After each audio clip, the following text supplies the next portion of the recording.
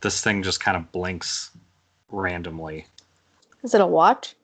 Yeah, I got sent I don't know what that symbol means. Oh, it went away. Well, it has those like sensors for when your arm is in a certain position, but I haven't set it up yet because it takes an app.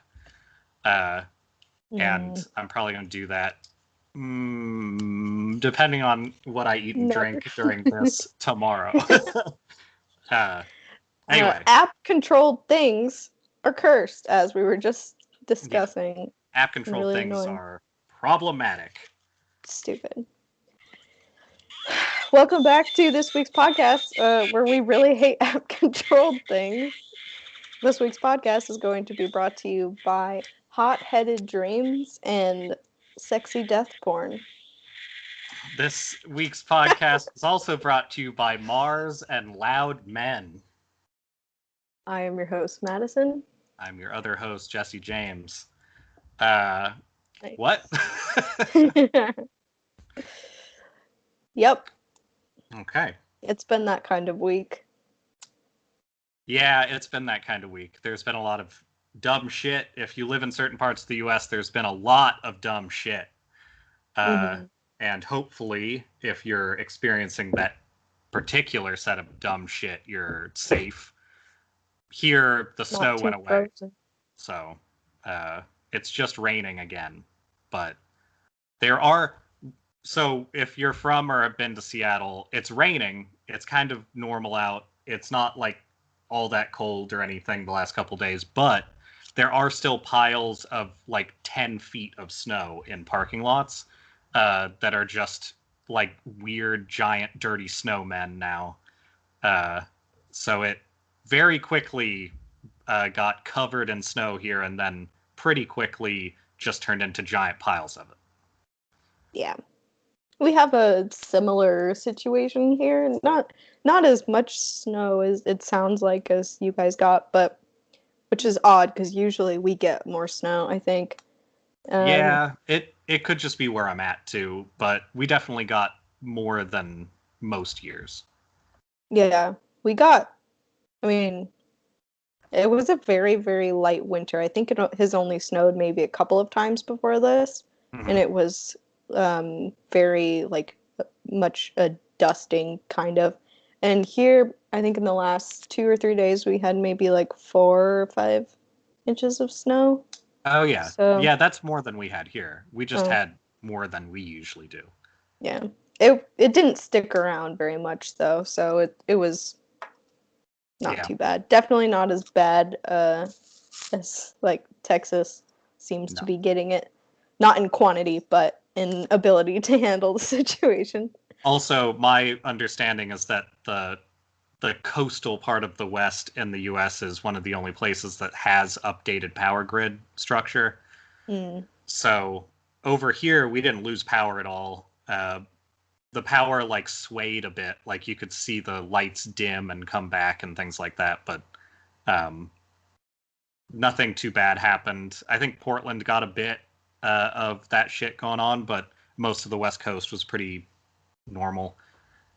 Yeah. But a lot of the country has, like, 30-year outdated power grid stuff because we built it all and then went, it's not going to benefit anybody monetarily if we keep building this stuff, and stopped.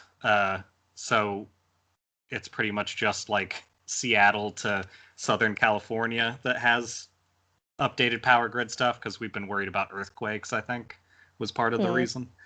I don't know for sure. And then Texas has their own power grid because they're trying to make an example for how to do it the worst. So that's fun. Yeah.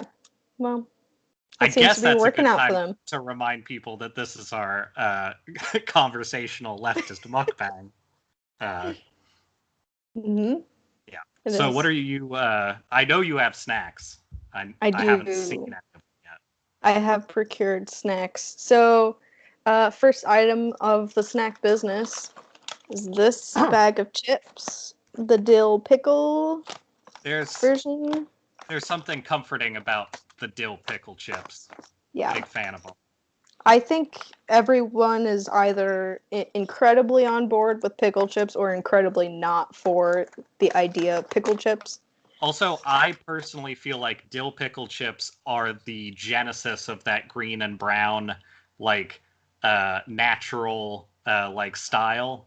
Like, that's always been sort of their thing. And that's all I can think of when people make that stuff, is how much I want salty pickle chips. Yeah, I'm always into it. And then I have a beautiful Valentine yeah. gift box from you, and I'm excited to get into these. Is that unopened? I wanted to wait. Also, okay. You sent me so much candy. Yeah, no, it was making that box at the end. I was like, I don't have to put very much padding in this. That's probably a bad sign. No, it's a good sign. That's what you want. It's good. It's good. But I did spot inside of here one of my favorite things, which is the Raffaello. I'm guessing is how you say that, but they're extremely good.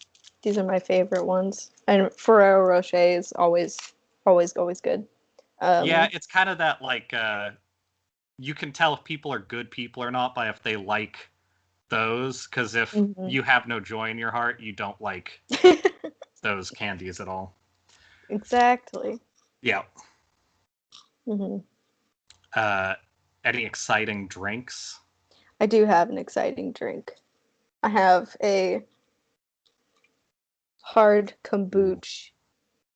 I haven't had a hard kombucha that I didn't make myself, but that's kind of exciting. I am pretty excited to try this. It is hibiscus lime flavor too.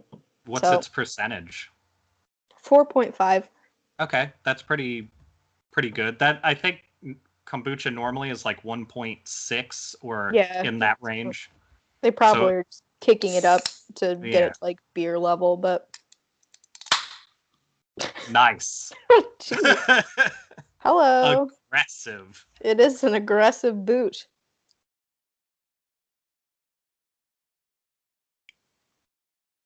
Okay, not what I was expecting at all, actually. It is good. But it's very, I was expecting it to be very sweet, but it's very like kombucha first, flavor second, which I appreciate. I think I like that a lot. If I want a kombucha, I want the booch up front. Ooh. Ooh. Yeah, I mean, I don't think if I tasted this, I don't think I would think, oh yeah, that's hibiscus lime flavor. I think I would think, oh, that's kombucha flavor. But it's good. All right. Yeah. That sounds pretty good. Yeah. Should I go? You should go now. So I have some pretty simple stuff. So I used the last of these that I got a month or so back, like 2 months ago. The Day instant boba milk tea that isn't boba, it's the milk tea part. Right. And I decided to use that the way I used it last night. That's not going to lean enough to see it. Oh well. And if I just put a full packet of this into a cup of hot coffee, it's basically the exact thing they give you when you get milk coffee tea at those places. Ooh, that sounds really good. It's like not as sweet and not as harsh as the like tight condensed milk coffee stuff, which I like a lot, but this is the stuff that tastes kind of like that they do at like boba places. Seems like this is probably what they're doing, is adding a powder like this to coffee, and that it works well at home as well. I have another drink. So this is more of that Seattle cola. Except last time I drank it straight because I liked it. This time I'm going to just top it off with some of this action. I made... that. I made a thing that I didn't want to get too samey with my drinks today, but I made a hot sake Mexican hot chocolate that was just very good the other day. I might have topped this off as far as it'll go, so. I think that's appropriate. Okay. Yeah, that's good. It's a good light sweetness with the soda, because I don't need to add more sugar to that shit. Mm-hmm. I really only drink soda on this, so. When it's oh god, what was that horrible soda that KFC did? Like the sweet tea lightning or whatever. Did we have that on here? I can't Sweet remember. Lightning. I believe so. I thought you drank it, but I could have drank it because I've had a lot of garbage. I remember complaining to you about it at some point. Yeah, that doesn't say who drank it, but let's just say we both have experienced it. I have a visual aid here. This is about a third of the stock of Girl Scout cookies that that my roommate got. They have been sitting in a box on one of the cushions he uses on the couch, which is about how our apartment has been in the last couple months. And I took them out and put them on the table so I could hold them up as a like, see, there's a bunch. But I have 3 of the Thin Mints that he has cooling in the fridge today. Very nice. I'm not. That's a good way to eat them. I'm not against any of the cookies, but the only ones I really tend to like are the tag-alongs, the like peanut butter things. And then I thought I would show these off because they're weird s'more cookies that I had never heard of, and they're in a soft package. Apparently, the Girl Scouts are doing online orders, and you like still buy them from an individual, but it's through the Girl Scout website, which number one is weird. There's something about picking a girl to buy your cookies. Is that what it is? That's what I was told. I didn't go to it because I don't have money for a bunch of cookies. So I got a box donated to me as roommate, and I ate those. Yeah, you go ahead and check it out because I'm curious, but it was described to me as you go to the Girl Scouts online and you can still buy stuff from them, but you like buy it through a sponsor, and it's a weird idea. So in any case, it seems like an okay way to get that stuff safely. So if you were thinking, hey, I want Girl Scout cookies, maybe do it online, because obviously you can just get them shipped to you now.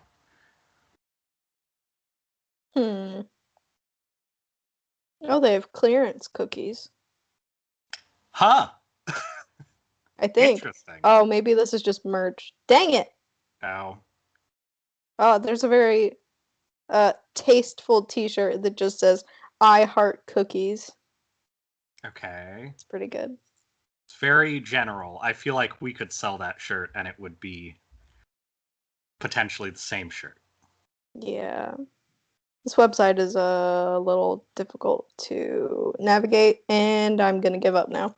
Yeah, I have a feeling something like the Girl Scouts is not designing their website for mobile either, so. It's very colorful. I will give them that. That's good. And I appreciate that the first link that comes up says, meet the cookies, which I like. I don't dislike or like it. I find it confusing. I'm going to go ahead and send you something that you might dislike. Oh boy. Yeah.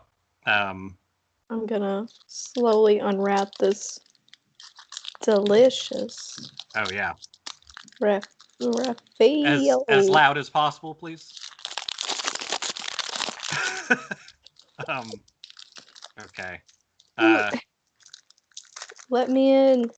I am 100% sure I've heard this name in the past, but I was sent messages about it literally like a half hour before we started and looked through the website and was sort of horrified. So I figured I would add it to things to talk about. Yeah, they never just bite in half.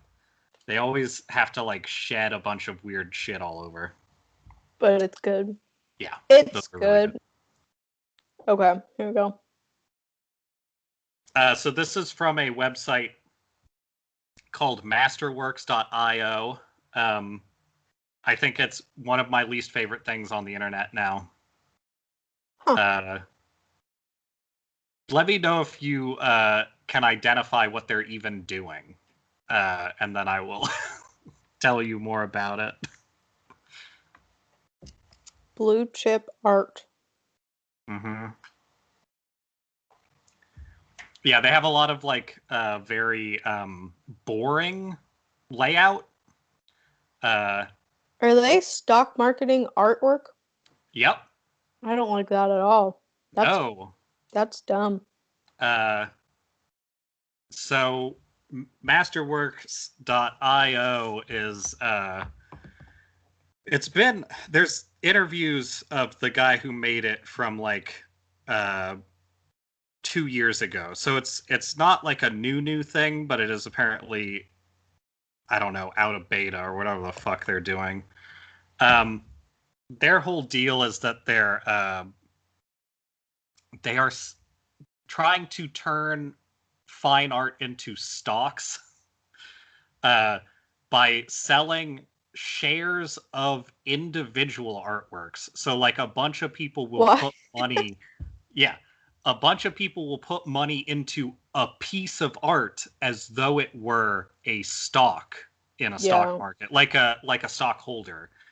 And then, so the part that is extra disgusting to me as an artist is the only way that they can have that valuation curve and they can have that like setup for investing in something is if they buy the art and lock it away.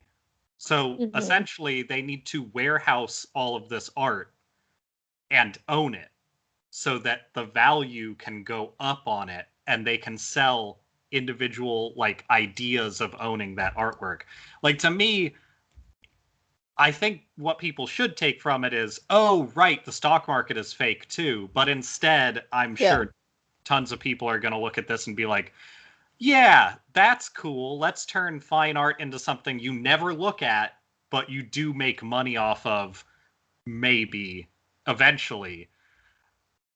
But like, it seems very incredibly marketed to like older people who are with too much money, who are like, what do I do with my money? Oh, I can invest in an art, and then I will own 1,000th of an art and never get to see it with my own eyeballs.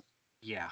Can you read the quote from Money Matters that's after his portraits? From Sarah Betancourt? Yeah. Investing in art.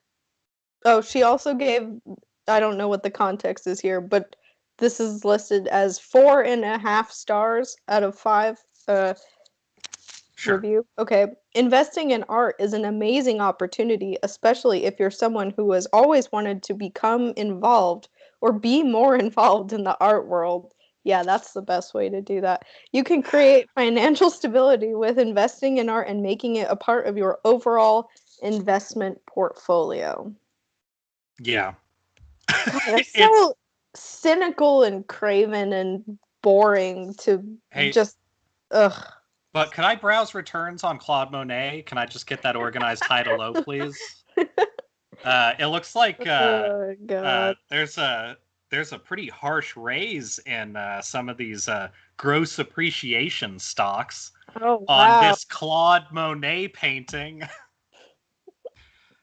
Better get in on that Claude Monet painting that I will never get to see.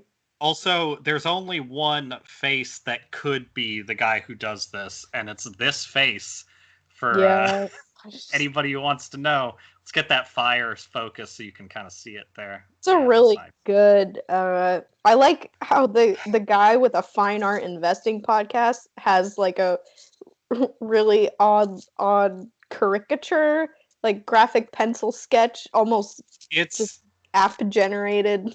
it looks like if you could have an app make a pencil sketch of you and the app still spent too long shading the upper lip. It's got a lot of that feeling to it. Yeah. Although it's pretty he kind of looks like a Zuckerberg. Yeah, no, I think there is sort of a type that you can at least a lot of people play to that type when they feel like they should to get into that. Yeah. If you would like a George Condo piece from 1957, it does have 22.5% historical appreciation. So that's going to really help you out. And this Zhao French-Chinese piece from somewhere in the 1900s, that's got about a 19.8 historical appreciation. So that's going to really do great for you. Oh, good. Yeah, good. Great. Who gives Awesome. a shit? I love this this graph where they've compared it to the S&P 500, like it means anything. That's pretty awesome. Yeah.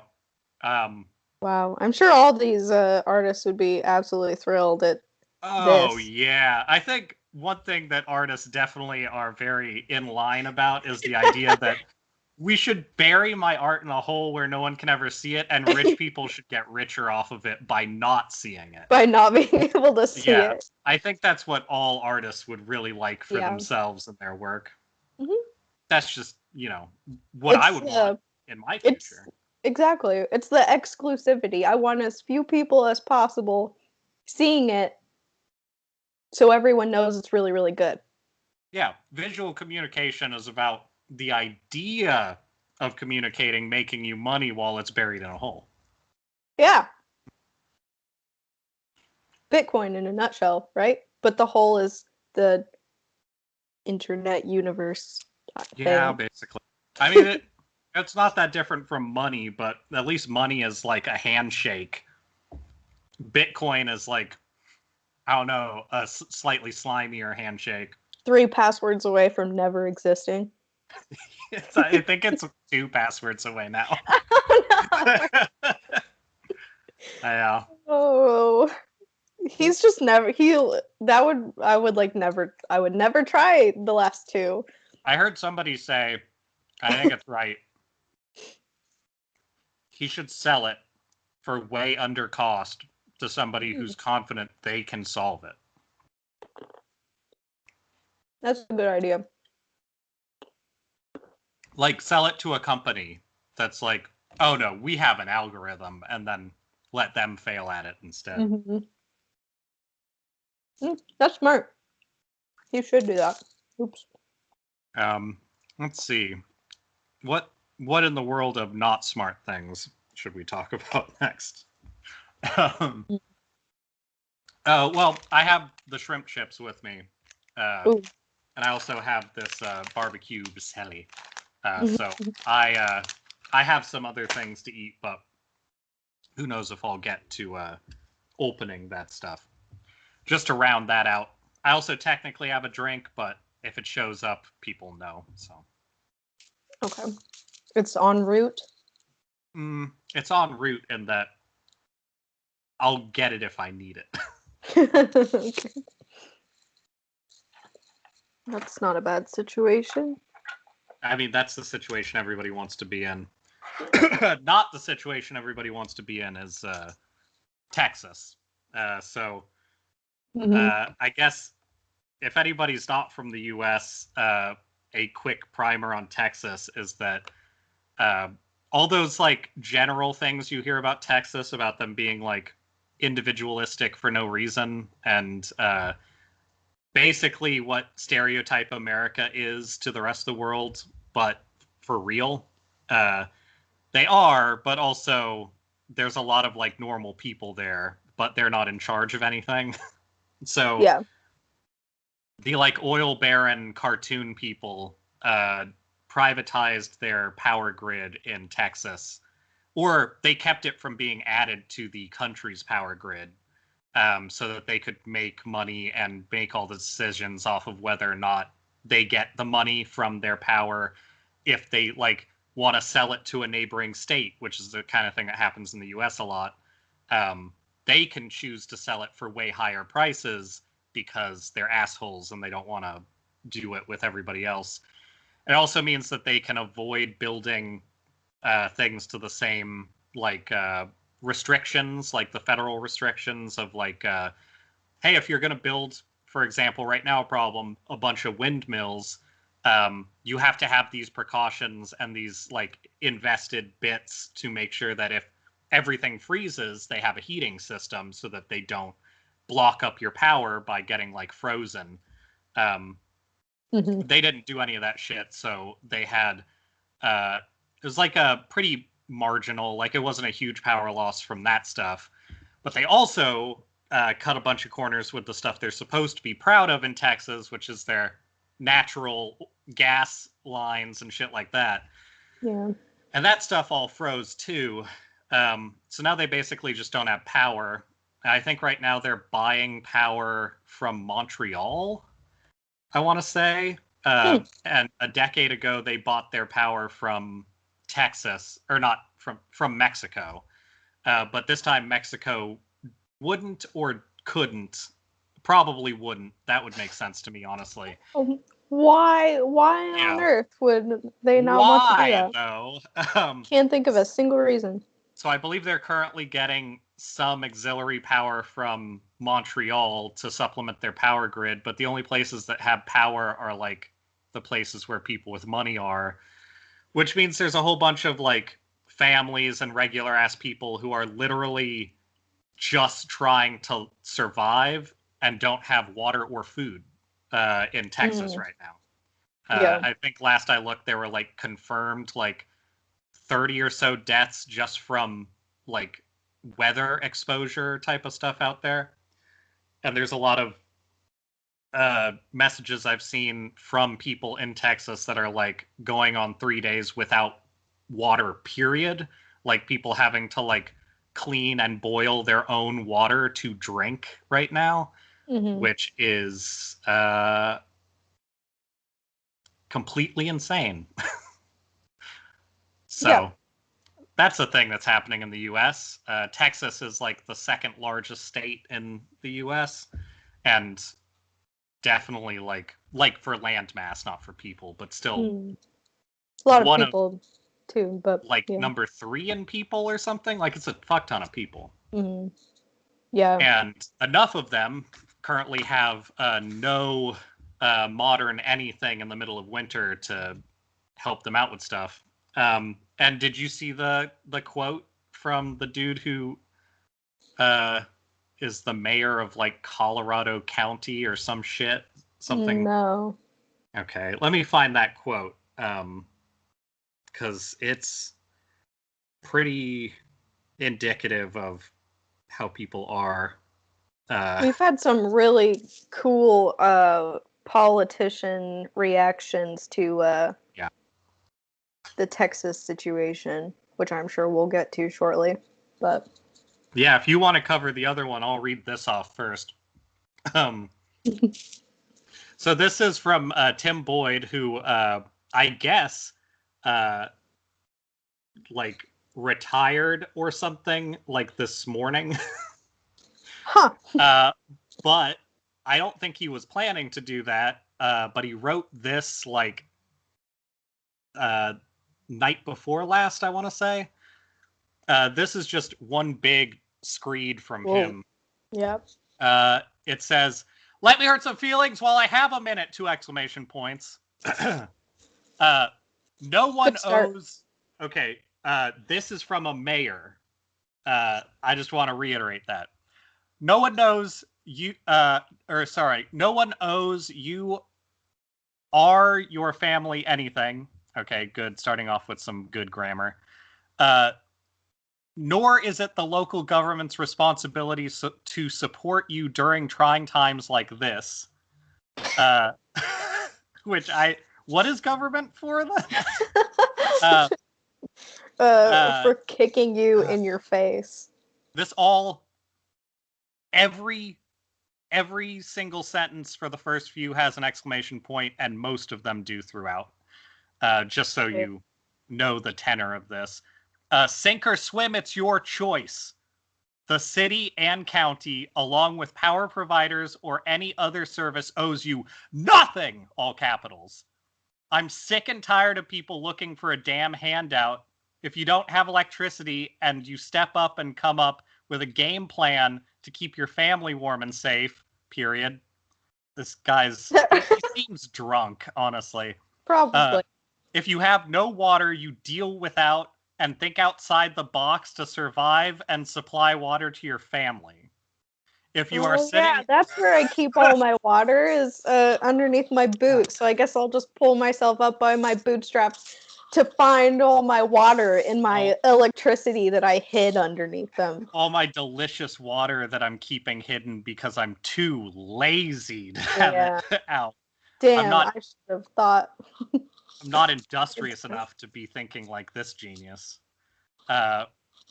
If you are sitting at home in the cold because you have no power and are sitting there waiting for someone to come rescue you because you're lazy is direct result of your raising. Again, not written even remotely correctly, but holy shit. I mean, this guy's mayor. That's pretty cool. Only the strong will survive and the weak will perish. Period. The official platform of this city is just evolution, I guess. Yeah. Natural selection. Folks, God has given us the tools to support ourselves in times like this. This is sadly a product of a socialist government where they feed people to believe that the few will work and others will become dependent for handouts. Am I sorry that you have been dealing without electricity and water? Yes! But I'll be damned if I'm going to provide for anyone that is capable of doing it themselves. We have lost sight of those in need and those that take advantage of the system and meshed them into one group. Bottom line, quit crying and looking for a handout. Get off your ass and take care of your own family. Bottom line, again, but a separate paragraph, don't a part of problem, be a part of the solution.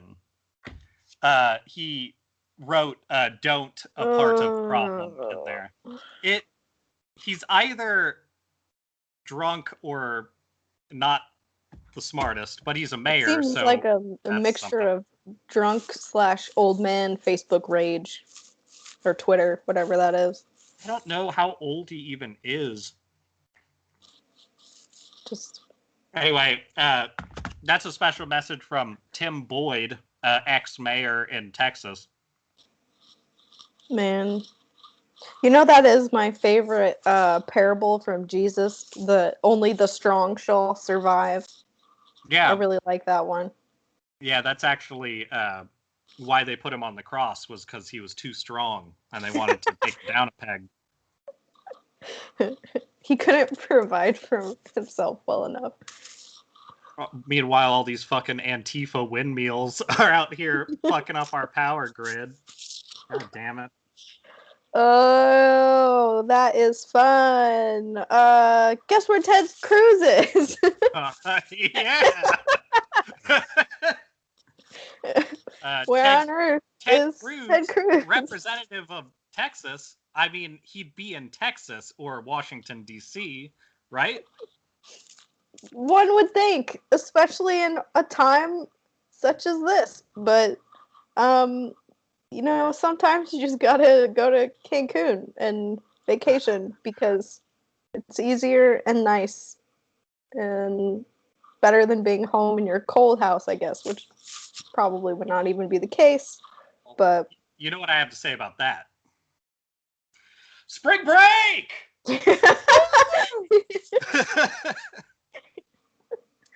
Yeah. Yeah, very exciting.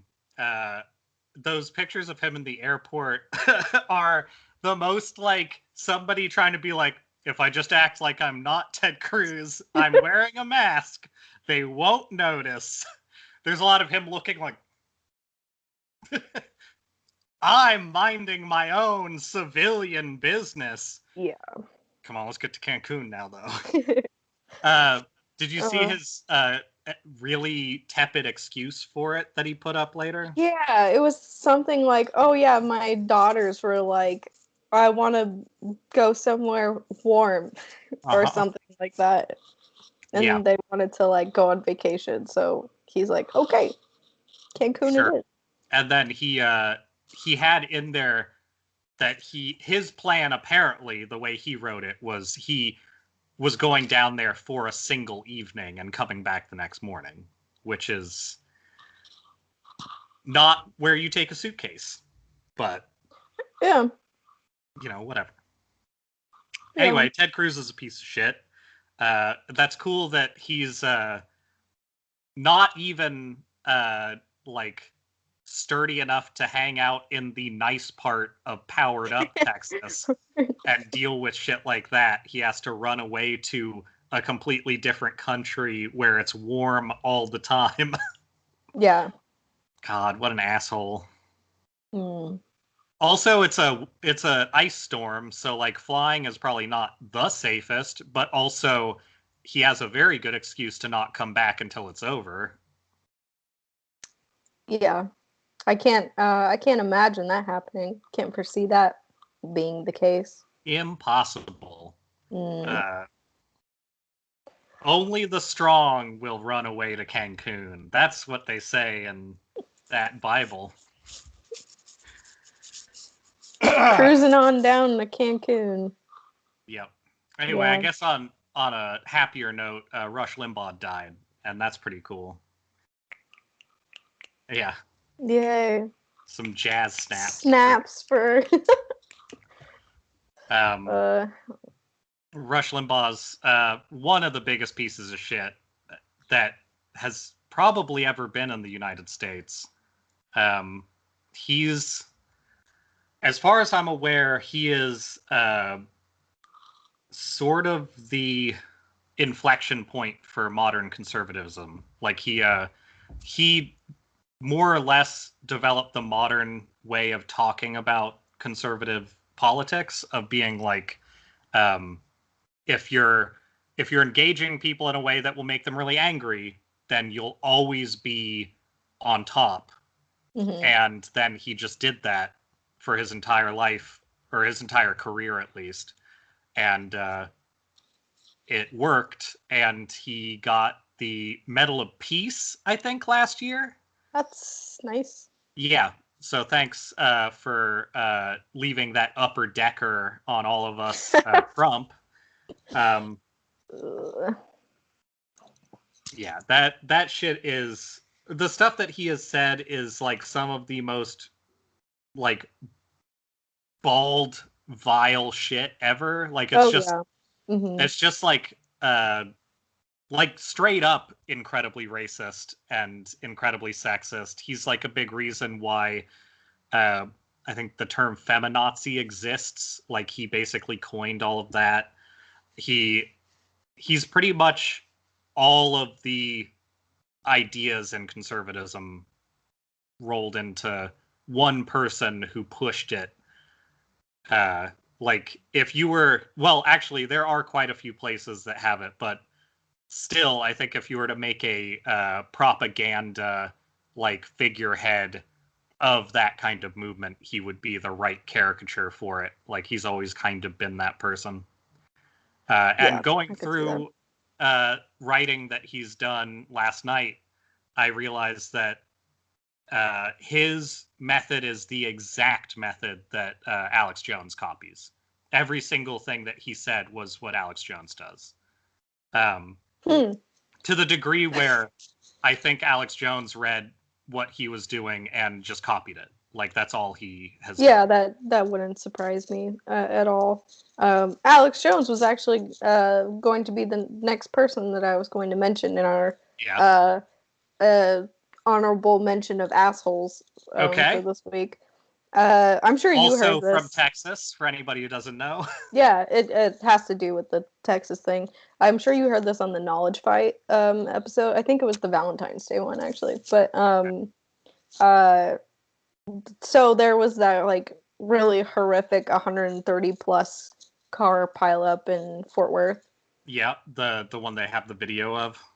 Yeah, and he played it on his show, like video and audio.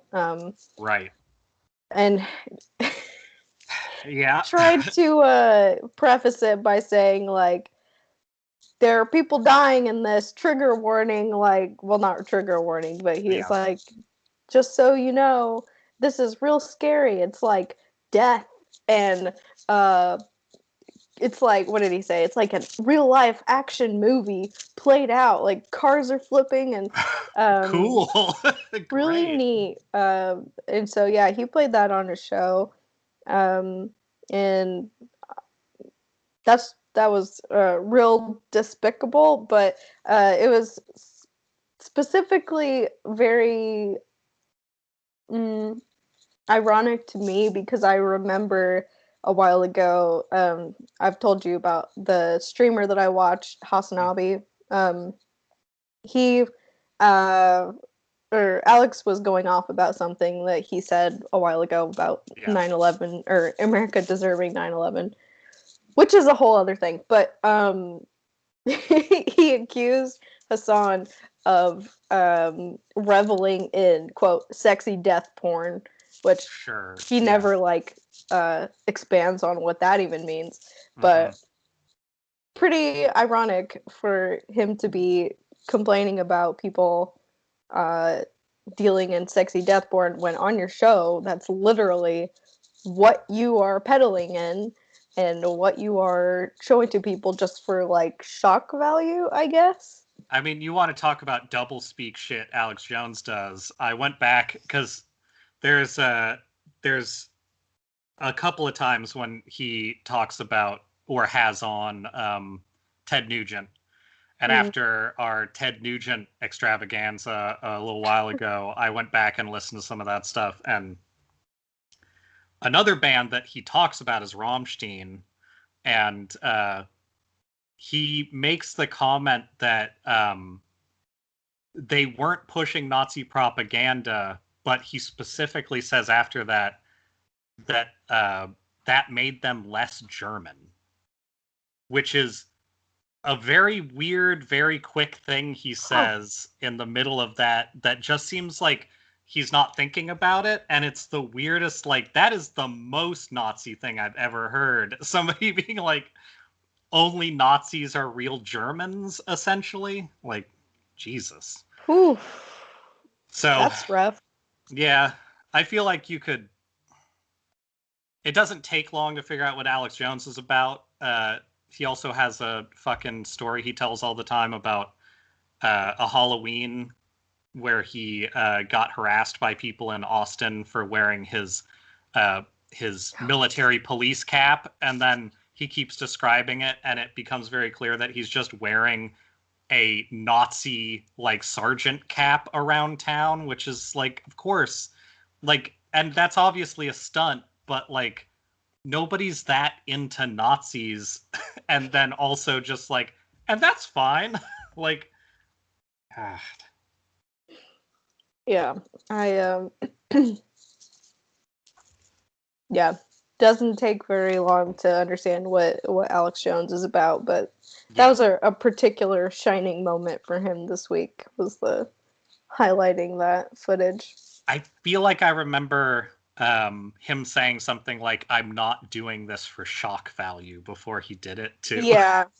Which is like, yeah, of course. He said a bunch of stuff like, I'm not doing this for shock value. He kept saying like, I wish I didn't have to show you this, or like, I wish I didn't have to play this for you. And there are knowledge fight guys, I don't know, they're Dan and Jordan. Yeah. We're like, you don't have to do that. Jordan for sure. Jordan. Yeah. Yeah, I'm glad that they pick through that stuff, because like, I've seen some Alex Jones, but I also don't want to like search history myself into worse situations than I already am, honestly. Yeah, I'm grateful to them for picking out the particularly horrible moments, so I don't have to delve into all of it. So they also have some episodes that go over Jim Bakker, and that is a good way to introduce yourself to Jim Bakker if you haven't. They have some good stuff about that. Jim Bakker is just a regular ass con man, but he has very Alex Jones-like people on his show, which is his church. So he has very Alex Jones-like people in his church, is more what I mean. Is Jim Bakker the one who well, this probably doesn't narrow it down. Is he the one? Like to hear anyway. Is he the one who specifically tells people not to go to doctors because God will heal them if they give him enough money? Yeah, you're right. That's not very specific. I think that's more that big Frankenstein-looking asshole. Jim Bakker. Like Joel Osteen or something like that? Joel Osteen is the one with the horse teeth that I saw at Seattle Key Arena once. There's too many of these people. I can't Joel remember. Osteen is the one that handed around full-sized like silicone buckets for tithing. In a full basketball arena where he was doing his speech. So, but that's fun. Yeah. Just a bunch of cool guys. Joel Osteen is also the guy who didn't allow people to shelter in his church when... Oh, yeah. I remember this. Yeah. He very specifically was like, no, get out. No. I think later he said he opened it up, but then it like came out that he was charging if people wanted to shelter there, which is gross. Very gross. Not surprising. Yeah. Very gross. Not surprising at all. I'm going to have to eat a chip about that. Oh, no. Oh, no.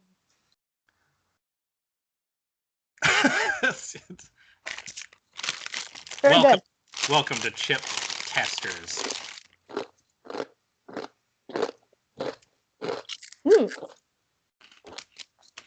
That was a very good pickle chip. Yeah. They make good pickle chips. It's a very good one. I think I like that better than I think I had the Lay's one a really long time ago, and I like that one better. The Lay's pickle chips, if I remember right, are sort of like... They're almost too soft for what they're trying to get across. Yeah. Mm-hmm. That's kind of what I was thinking. Lay's are also... They're very clearly that, like... potato pulp that's just kind of been quick mashed into a chip, and that's like definitely the texture. Those ones feel like they're sliced and then hardened that way, so I think they hold together a little better. I think so. I kind of want to have like a hamburger and put those on a hamburger. I have done that in the past, and I remember it being good, but it was when I was pretty young. I don't do a lot of chip hamburgers lately, but I probably could make that happen. Seems like it's worth doing at least one time. I would need to procure a hamburger first, but it might be worth it. There's places to do that. There's a few. Couple. Although I do feel bad about door dashing when the streets are like this. Yeah, I did. The day that it started snowing, I realized that we were like basically out of food here, and I got something brought to the house like probably 2 hours before it started like snowing. And I was extremely happy that I did, because I would have been eating like weird frozen like things out of the freezer that I haven't like searched through in a while, and that was about it, unless I wanted like weird bits of condiments and shit. We have a pretty full fridge, but it's full in the way that a fridge is full when you have like odd tastes, let's say. There's a lot of like, oh, here's this big thing of butter, and also like a couple of Pabst and like a bunch of like homemade sauces from other people. Like there's things in there, but they're not. That's dinner right there. Yeah. Nice butter sauce and PBR. There you go. Oh, there is a bad old wine of some kind that I was told I could drink, so I might grab that in a bit. Interesting. It's bad. Mm. It's like a blush that's like sweet in a way that is kind of like sickly. And now it's been in there for like a year, just getting cold and it's aging. Stewing. Yeah. So I might bust that out. That seems like a good thing to drink. I could see that being just like a touch with the sake, maybe. Maybe. Yeah, it could. I don't know how sweet that sake is though. It's not that sweet, but it's sweet enough to accent sweet stuff a little too much if it's like really sweet. Mm-hmm. I guess while we're still on Texas, people should probably I use these as a visual aid, so they're up on the table. Heading out. Okay. My apartment space is becoming unpopulated currently. Goodbye, apartment population number 2. Madison says goodbye, apartment population number 2. Hello. Goodbye.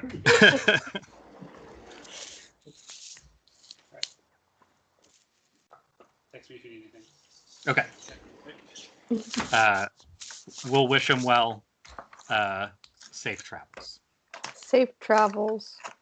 There's not really any snow anymore, so I think it'll be fine. Anyway, people should look. That is a good crunch. Mm-hmm.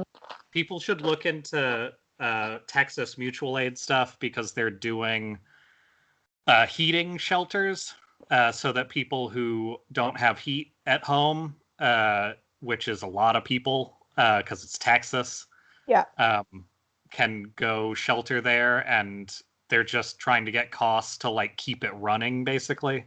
So if you know anybody in Texas, or if you have money, there's a lot of places that have like either GoFundMe's or their own like website things set up, and just look for mutual aid stuff. And I would usually do like a second search just to check it, because who knows, people are assholes sometimes, but most of those are actually doing the bulk of the work to keep people safe right now.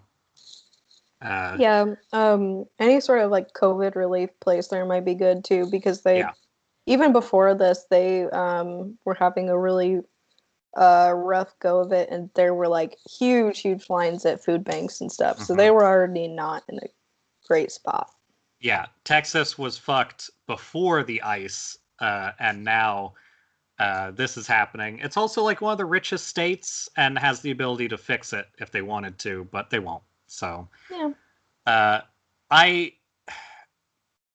when you're rich and you look out over people like they're just a grid of people, I think it would take literally millions of people dying in a day for anybody to actually do even a little bit right now. So it would have to be millions of people that you like know or like know of in a very close vicinity, or else I don't think people would care.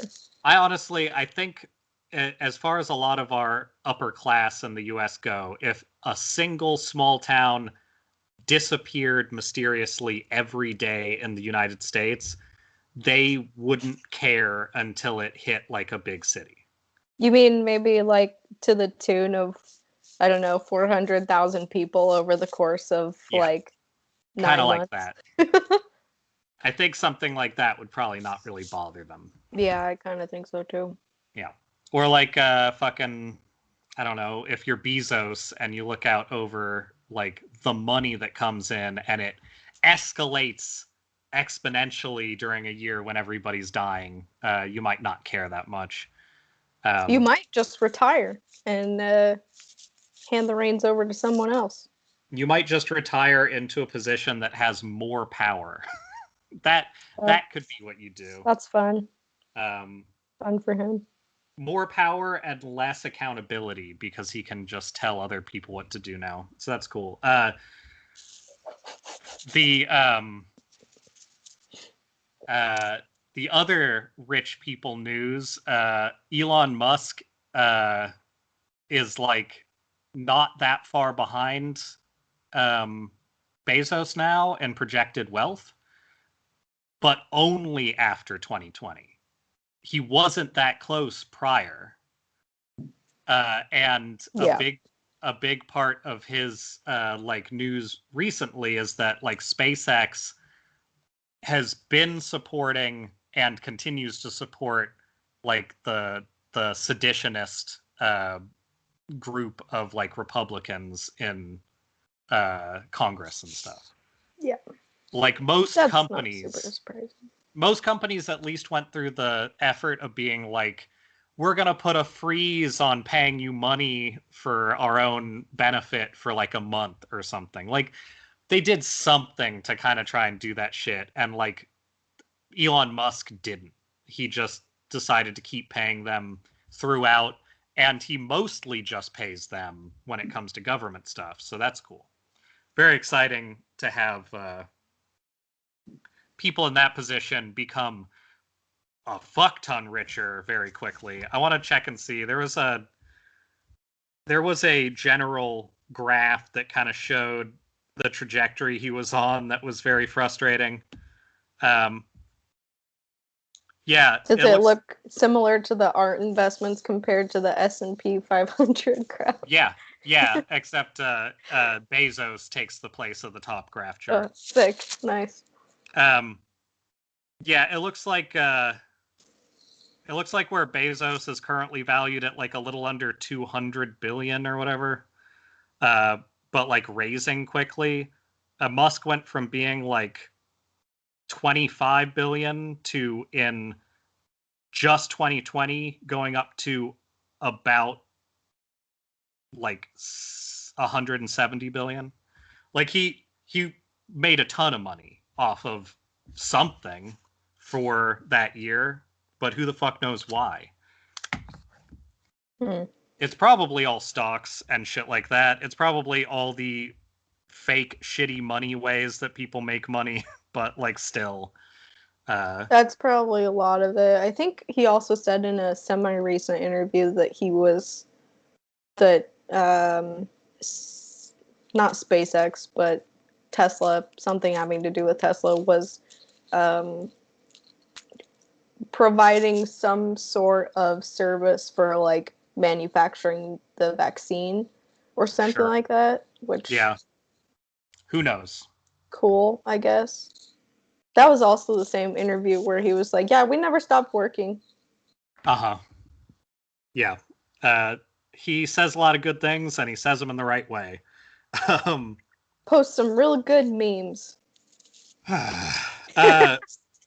So, while we're still on disaster shit, did you hear the Chicago stuff?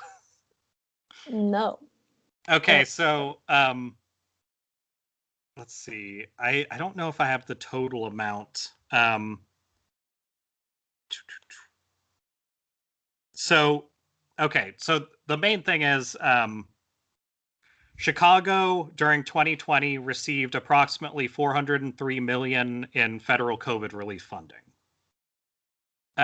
which isn't like it isn't a small amount of money or as big as you imagine it could be. It's just it's a lot of money. Yeah. So $403 million in COVID relief to Chicago overall. How much of that $403 million do you think went to the police?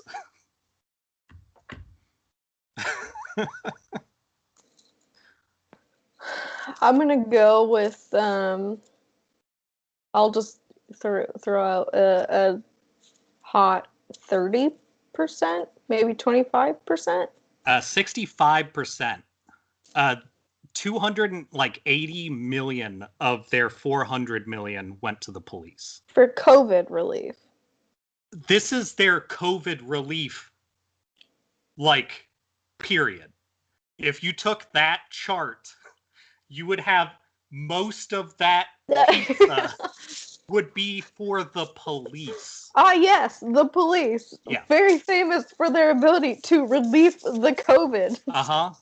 Oh my god. And the only excuses they've given so far are putting out numbers like, well, the Department of Public Health received 18 million, which is like, who cares? That's the public. The public health. And then they started trying to make a case that, well, I mean, but they're going to help too. We paid the police because they're going to help relief too. God, which is stupid. It's so stupid. Talk about, like, putting the police on jobs that they aren't in charge of. Like, even if you were truly planning on having the police with their nearly 70% of your total relief funding be in charge of some part of relief, that's not the police's job. That's not what police are for. So, like, it doesn't do anything for you. That sounds to me so much like they're trying to recoup and then a lot more some of their damages or losses or whatever from the summer. Yeah. But and if you want to talk about, like, how like shitty and influential having a police union that's able to literally, like, threaten harm to other people and unions, that's it. Like, people always talk about how, like, oh, like, the police have a union, like, that's probably the only good one, except it's used to press the government into giving, like, local government money to the police, which are, as weird as it is, still a, like, technical branch of an executive power. Like, the police they're not your local people. They can employ them, but they don't have to, and they're enforcement. Like, you shouldn't be paying them for shit like this. Remember 5 minutes ago when I thought that 25% of that number would have been egregious? Yeah. I really wish we could go back to 5 minutes ago. The Office of Emergency Management received $8 million. The Department of Family and Support Services got less than $200,000. That's nothing. The God forbid oh my god. How much money do you think the Office for People with Disabilities got in Chicago? Did they just throw them a pizza party? Yeah, they gave them $2,000. Oh, that's a lot of pizzas. Also, so this being, like, their funding, if you take 280, it's like 281 or something million dollars out of 403, you're left with what, like 120, like 1 million. Yeah. The breakdown also shows that $68 million of the CARES Act funding was unspent in 2020 and was put into the city budget as overage. So that's over half of what would be remaining after they gave that to the cops. And they're giving it back to the city, who's ostensibly just going to give it back to the police, mostly. Yeah. And that's how city budgets work. So after that CARES Act funding was unspent, Chicagoans were denied rental relief and cash assistance by Mayor Lightfoot, who insisted on still raising property taxes, fines, and fees in the 2021 budget. So they just got hard fucked. And that is probably what most of the cities and states in the United States are doing. But, like, the fact that they know that Chicago did that should mean something. Like, I don't know. That information is largely coming out through the United Working Families, which is like an advocacy group.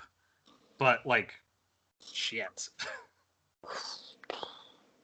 That is depressing. A smaller city by far, if somebody said, hey, Seattle only got $60 million to deal with everything in Seattle, I would say they're crazy.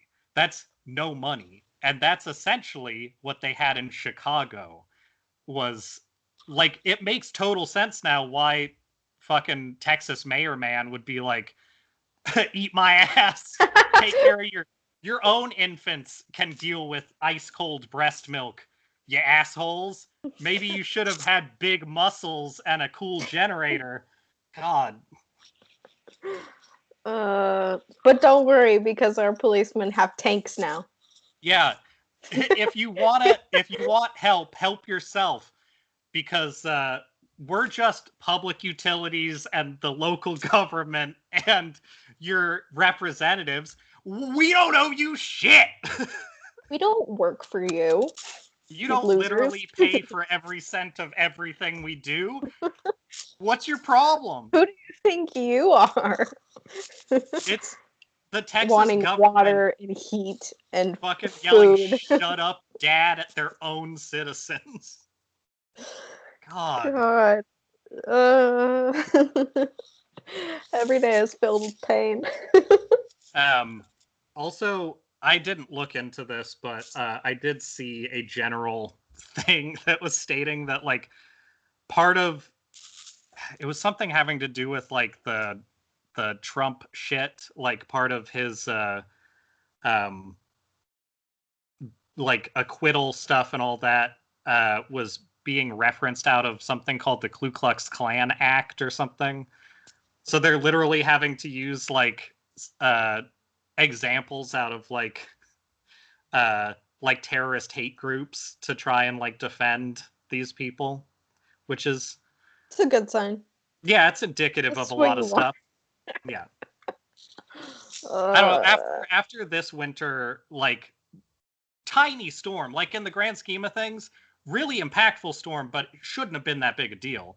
Right. And like, I feel like people need to be more open to the idea of not living in the US anymore if they're not gonna update the power grid or, you know, protect people with the money they get sent to protect people or any of that shit. Like, at some point, like, we have to sort of start considering other spots to hang out. Like, that's eventually going to have to happen for people's safety. That's going to be the decision eventually, whether or not they acknowledge any of this. But unfortunately, it's just the real decision is how long it's going to take for people to start killing representatives, which is shitty, because that shouldn't be the decision, but that's the actual real decision. Like, there isn't a way for people to like escape. Like, there isn't anywhere to escape to. And people can only deal with having their lives threatened for so long. Like, the weird like blowback from the right wing, especially the like anti-abortion people, being like, you've been killing us forever, like that weird bullshit. That's like an interesting diversion, but like this Texas thing is definitely an example of like people really die when this stuff like isn't taken care of. And I imagine people will look the other way in a certain amount every time this happens, but not the same people. And it's going to keep happening in places that especially are treating their people like that. And that's not going to last for a whole lot longer. Like, it's the ramp up of incidents that are like, something has to be done about this between like 2 years ago and today is pretty noticeable. And I think it's starting to affect people in a way that isn't going to be overlookable soon. Like, I saw there was like an update based on COVID this morning, or like the last day or so, of like American life expectancy. Oh. And it's like dropped to like the mid 70s, mid to late 70s, because you have to factor in all this like COVID death stuff now. That's cool. That'll drop us down the rankings a ways, because I think we were already not at like in anywhere near the top. Yeah.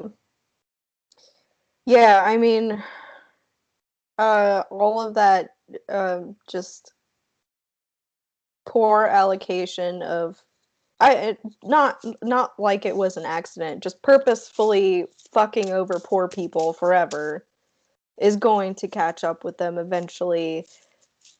I'm honestly very surprised, well, not surprised, but I'm kind of surprised that it's not worse already just because of COVID and everything. Right. You would think that, I mean, I know we just had a storming of our Capitol, which is pretty bad, but... How long ago does it feel like that was? Because it wasn't very long ago. It feels, I don't know. I don't do time anymore. I don't subscribe to that. So, yeah. But yeah, I think you're right. I mean, between COVID and climate change, which is still a conversation, like an argument. Right. Like, yeah, somehow it's still an argument here. Yeah. Yeah. So I don't. We're in for a real fun 2020 decade. 2020, yeah, whatever. Is there a word for that? Like a decade? Yeah. The 28. We're in the roaring 20s. Oh, welcome to it. Boy. Oh boy, I can't wait. Good golly. Can't wait to get to my factory. Can't wait to get that vaccine. So excited. Yeah, I wonder. I feel like just because numbers weren't as available for data, we're gonna look a lot worse on this one than the flu pandemic of 1919 or whatever. Mm-hmm. So that's cool. Yep. Good that we've gone so far in 100 years. Well, it's actually very funny to make that comparison because I have heard a lot of people talking about like how in states that have been very shut down because of like COVID, like California and stuff, how there are kind of like underground restaurants and things happening, still operating, and how it is very like prohibition era sort of behavior and interaction, and it's just like, wow, we really came full circle on that shit. One. Yeah, absolutely. Except now our bootleggers may as well be fucking door dashers, and they're not getting paid nearly as well as bootleggers would be. I saw something on Twitter earlier today that was like, shit, what was the quote? I don't know. You're paying like $23 to get a hamburger delivered from a guy who's never had health insurance in his life. Yeah, exactly.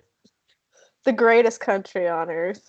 Yeah, except for my particular situation, it's like my roommate and I splitting $70 to get like a bunch of like lasting food, and like all three of us have not had health insurance for like most of our lives. So that's how it is when you're in a doing well position. Is living it up. Yeah.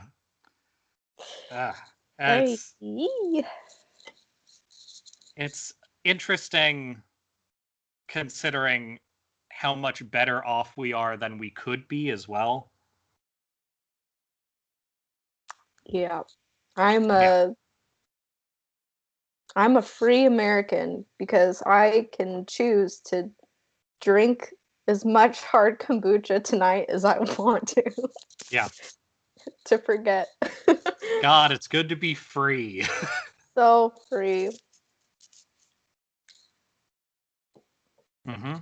It's a very aggressive kombucha. It's hit me in the face. Sometimes freedom stings your nose. Like, that's just part of being free. It does sting. Yeah. Quite often. The the freedom to not be able to get work or places to live because your government decided,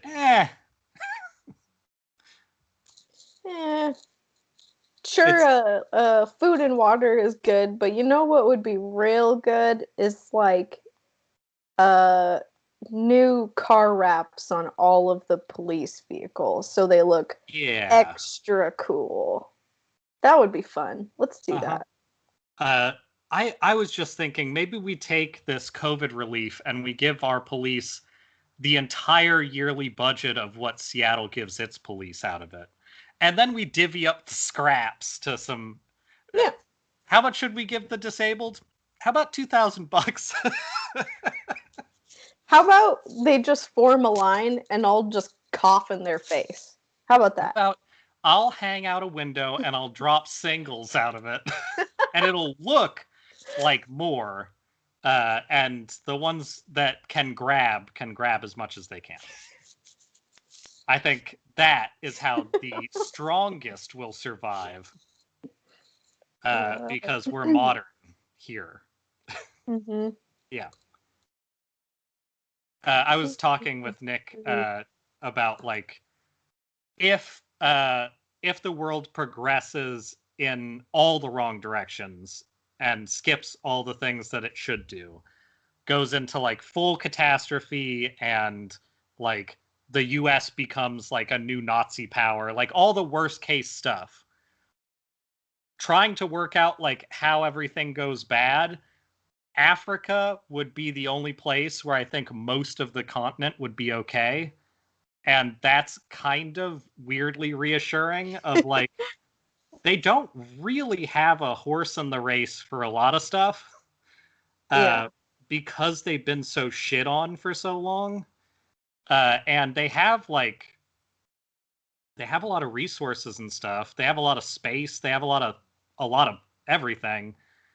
But everybody's been stealing it for so long that like if everybody else kind of disappeared, whether that means they like took out each other's governments to the point where they have to reconstruct or whatever, that's kind of the only place I can see doing okay. Like,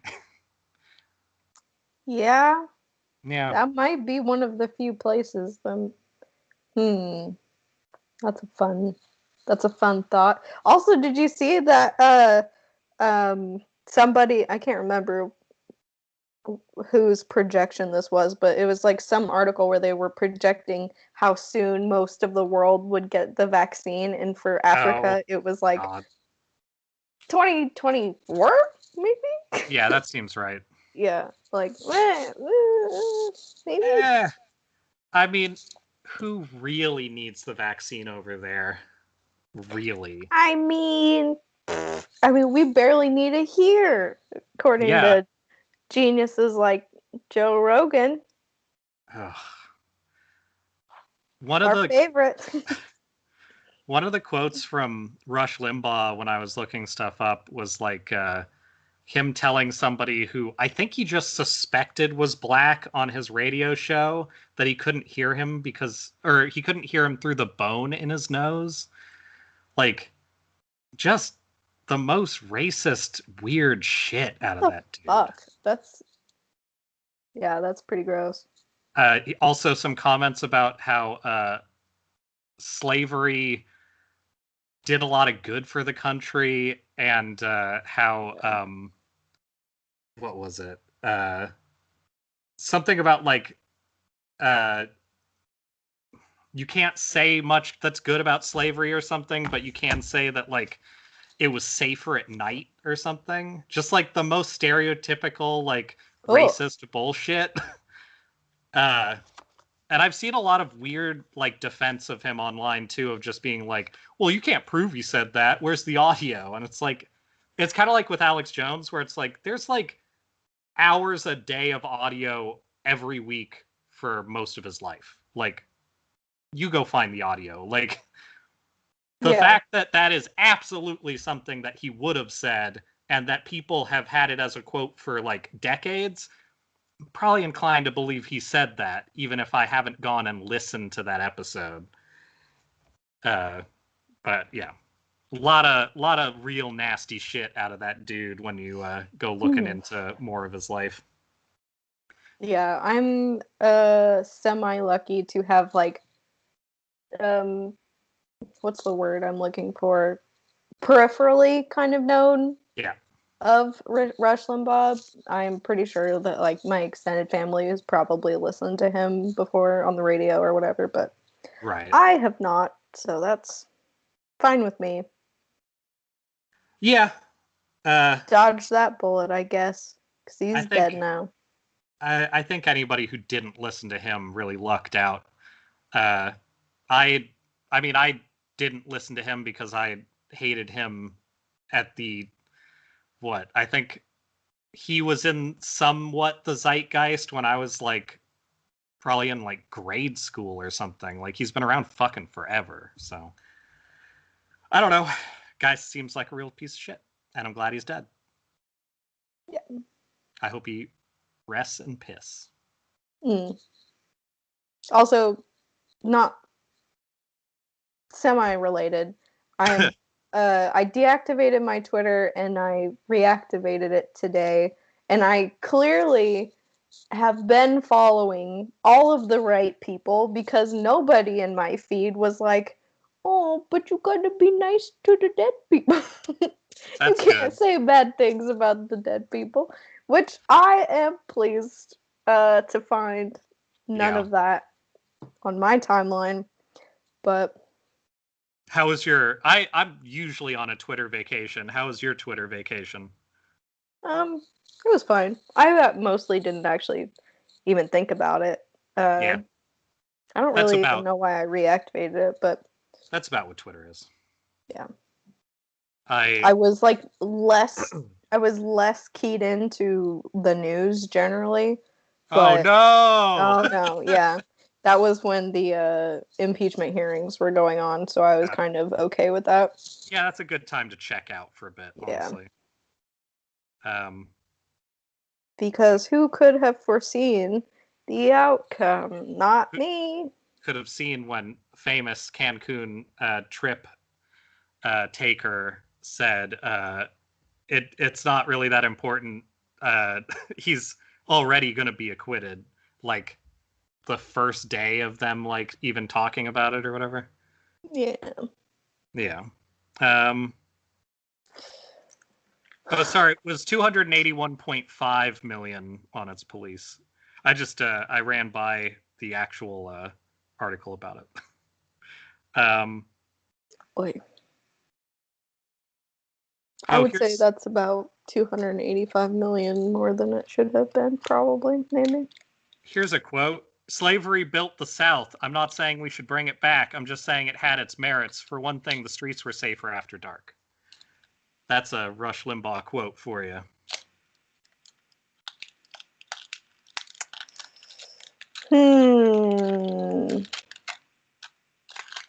Wow. I hear some rappering. I'm drowning my sorrows in chocolate. We'll do some ASMR while I be sad about it. Is it a different flavor at least? This is a classic Ferrero Rocher. All right. Very nice. Those things are really good. That one flipped pretty well down the middle. Nice. Let's get an interior. Oops. Yeah. There we go. There's the nut straight in the middle. That's where they put it. That's going to be the thumbnail now. Yeah, probably. Just indiscernible chocolate mess. I'm fine with it. Let's see. They had a bunch of Nintendo announcements, but I don't know how interesting most of those are. I am excited for they're re-releasing Skyward Sword on the Switch, so that'll be cool. That's the one that I think a lot of people didn't like because you had to swing the sword around like an asshole. But I enjoyed it, and But that's what I would want from a sword game. Sword? Why did I say it? Sword game. Sword game. Oh, more bad cop news. The LAPD was internally investigating. Apparently, cops were trading around like shitty Valentine's Day cards of like George Floyd that said like "You take my breath away." So that's cool. Cops are really taking that shit seriously. That's like some 2009 kind of edgelord. Yeah, it really behavior. is. I feel like, honestly, edginess might be the poison in the US that has affected the most people. Like, you could squarely put that fucking rant from that mayor earlier in the same category of just like, yeah, what is your problem? Like, mm-hmm. everybody who you could even imagine has like a Punisher tattoo. They're just pieces of shit. It sucks because I know people who are into like shitty, edgy stuff because it's funny, and especially other countries, and I think it is funny. Mm-hmm. But as soon as you take it even a little bit seriously, you're the worst person on earth. That's just like right away. And that's kind of why I don't know. Seems like a lot of, or at least for me, a lot of the more progressive leftist people that I enjoy watching or like consuming their content kind of get routinely like canceled because I don't know. I feel like they're just not as um delicate in the way that they address certain things because they're a little bit over the formality and kind of the multiple levels of just like pretending that you care about things instead of actually talking about the problem. Yeah. And yeah, but I can't really remember where I was going with that. But I've been watching on YouTube a bunch of people who've made videos talking about how they kind of got caught up on like the alt-right pipeline and how it starts with like that edgy kind of humor or whatever.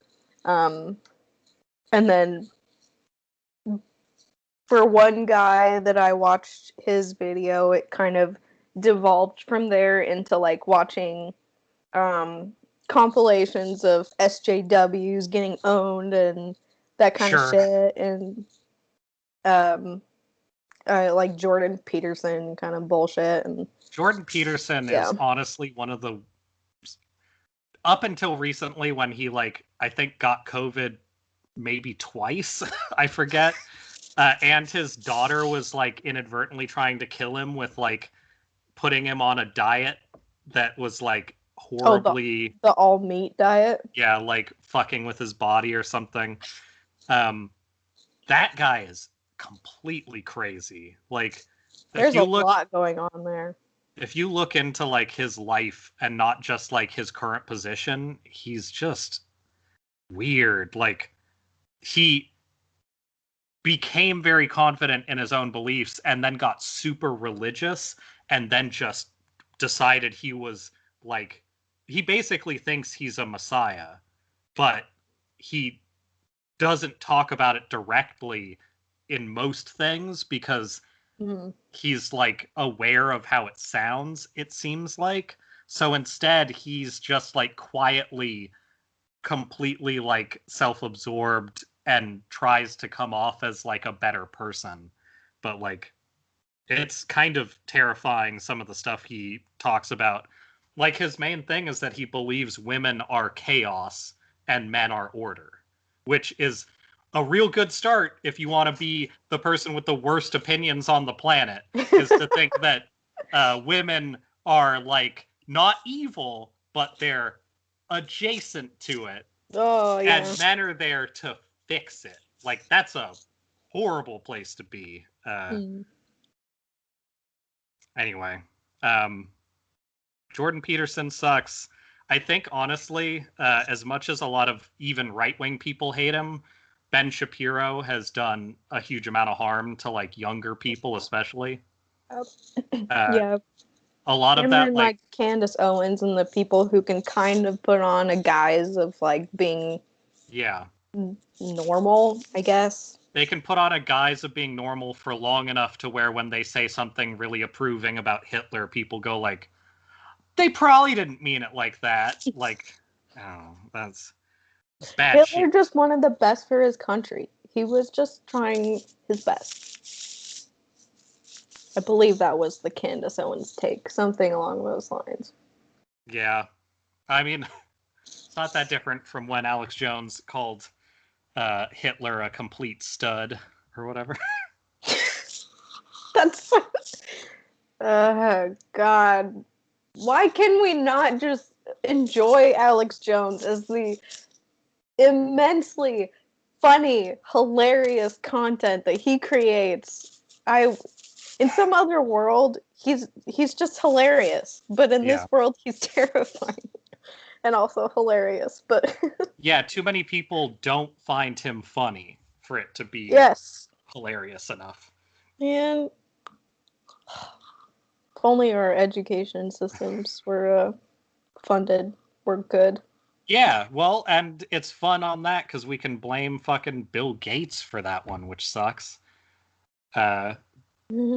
Also, like, education is the great unifier of this country because, like, both heavy right-wing and ostensibly left-wing people like Bill Gates agree that we should completely destroy our school system, which is not a good idea for a lot of reasons, but especially the part where if we turn all of our schools into their own private grid like Texas, we're going to have a hell of a lot more bullshit when things start getting like a little dicey. Like, you think it's bad to have like a couple of communities be like weird snake charmer Christian communities that actually want to kill abortion doctors? Like, try making all of the schools privatized and like taking away any accountability of like how we teach people. Yeah. We're just going to have like Bible schools replace schools in areas of the country, and then like honestly there are left-wing like Waldorf schools and stuff that are like not as bad but just as like unrealistic when it comes to how they teach people.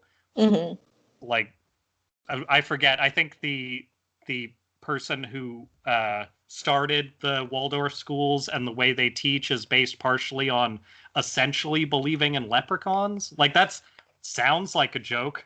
It's not. They believe there's like gnomes or some shit that exist. So, you know. And then Montessori. I went to a Montessori school and like it was fine, but there's a lot of problems with that system. Like, we just need public schools for people. Stop trying to make it into a business. Weird. What a concept. I got sent a handful of fan fictions that are about M. Night Shyamalan's The Village, but I don't think I can read any of them because they're so specifically ingrained with the storyline, and I don't know or give a shit about the storyline after how long ago that came out. I have also never seen that, so I don't. I would say it is M. Night Shyamalan's most boring movie. Okay. Here's the storyline as I remember it. There's a small village in the middle of the woods somewhere, and it seems to take place in like maybe the late 1800s or something like that. And then there's a twist of having, oh, you can't go outside of the village because there's monsters out there. And then like maybe halfway through, they're like, hey, that was just a guy in a costume. And then the main character walks out of the woods onto a street and waves a car down. That's the movie. Wow. It's the most like, oh, good job, M. Night Shyamalan.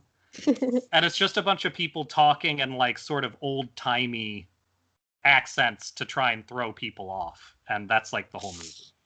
but it has like famous people in it. Like I think Adrian Brody plays like a mentally disabled person in it. Like there's a bunch of like cool decisions in there.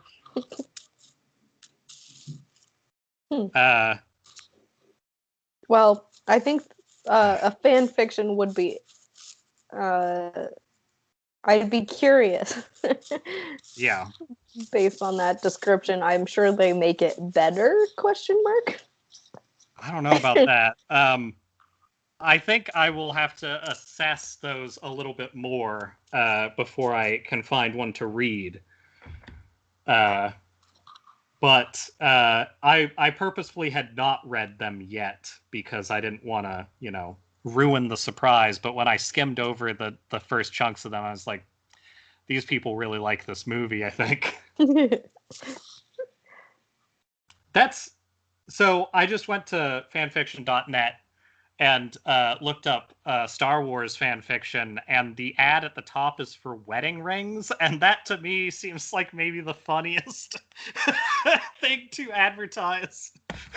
I like that. Yeah.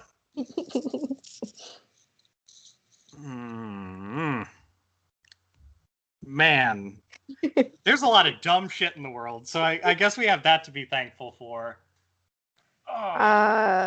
Yeah, the dumb shit makes all the other shit slightly more bearable.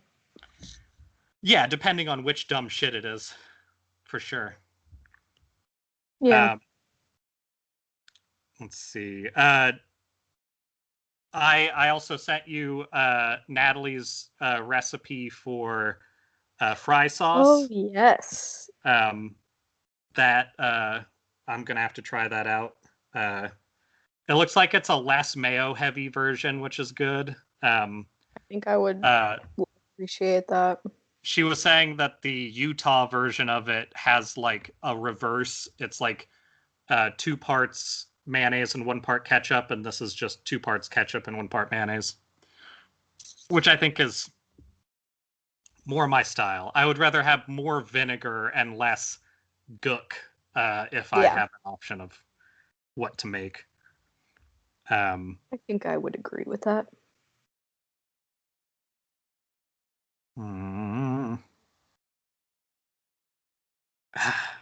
I like very vinegary fry sauces, or like I think a thing that they do often here is like pickle juice. Yeah, I agree. I think that really helps it. Yeah. It kind of puts it more into that Thousand Island space of being like vinegary, but having like sort of a sweet flavor to like pull stuff together. Yeah. I think all of my food tastes, when I really get down to it, are either coffee or oil and vinegar, and like everything kind of falls in that scale somewhere. Is it bitter or acrid? And where in the middle is it? Because that's what I want all the time. I think I'm very generally into I will call it like the beige foods category. Like the breads, the pastas, the cheeses, the cream-based sauces. I love all of that carb shit so much. Yeah. But I like it to be punctuated with the stuff that you're talking about, like either very like vinegar or salty. I like strong flavors paired with a very like a creamy or a basic, I don't know, kind of. I agree with you. I think maybe a more accurate way of defining our tastes is that we both have bakery sensibilities. Yeah. That fits. If that bakery also made salads, that's pretty much all I would need. I don't need the salads. I do sometimes, just because I like to offset, the coffee cake. That's fair. I would take I enjoy salads, but I enjoy like a caprese. I believe it's pronounced caprese. As long as cheese is included in the salad, I think I'm good with it. Also, pasta salad is also good. Oh, pasta salad. That's the best That salad. counts, right? It's got salad right in the title. Quinoa salads, I'll take. Those are good. Yeah. Have you ever seen that video that, I don't know what news place or entertainment place did this, but the video that someplace put up with Grimes talking about what she eats in a day? Oh, no. What's Grimes eating a day? Madison, what's Grimes eat?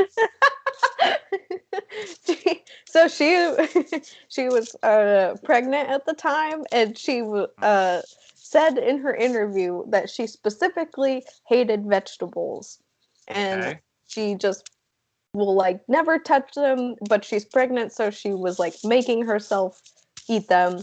So the concoction she had been putting this is not going to be good. No, it's so bad. She would make like couscous, and so she's got her couscous, and then she slaps a whole ton of veganese in there.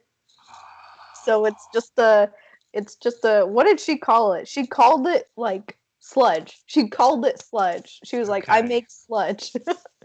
So she puts couscous and then veganese, like a lot. And then like sautés some spinach and celery, I think she said, and like throws that in there with some nutritional yeast and like salt and pepper, and that like makes me feel sick just thinking about like that motion you're making of stirring a cauldron. Imagine the noise that would make. Sludge sounds. It's very aptly named. It's just a slightly more viscous, but yeah. Oh, sorry. The real sound it would make. Yeah, there we go. That's closer. Yeah. That makes sense. Fucking gross. She also starts, so that's her lunch, and then for breakfast, she melts a full stick of butter into a pan and just soaks a slice of bread in it. Oh, come on. That's a waste of butter, but also that's so much fucking butter to put bread in. It's like, how can one slice of bread even contain that much butter? It can't, right? I mean, if you're getting like that Tokyo style white bread that's like really, really like absorbent, maybe you could get a lot of it in there, but that's so gross. That's gonna be like if you let that cool off, it would just become butter with bread in it again.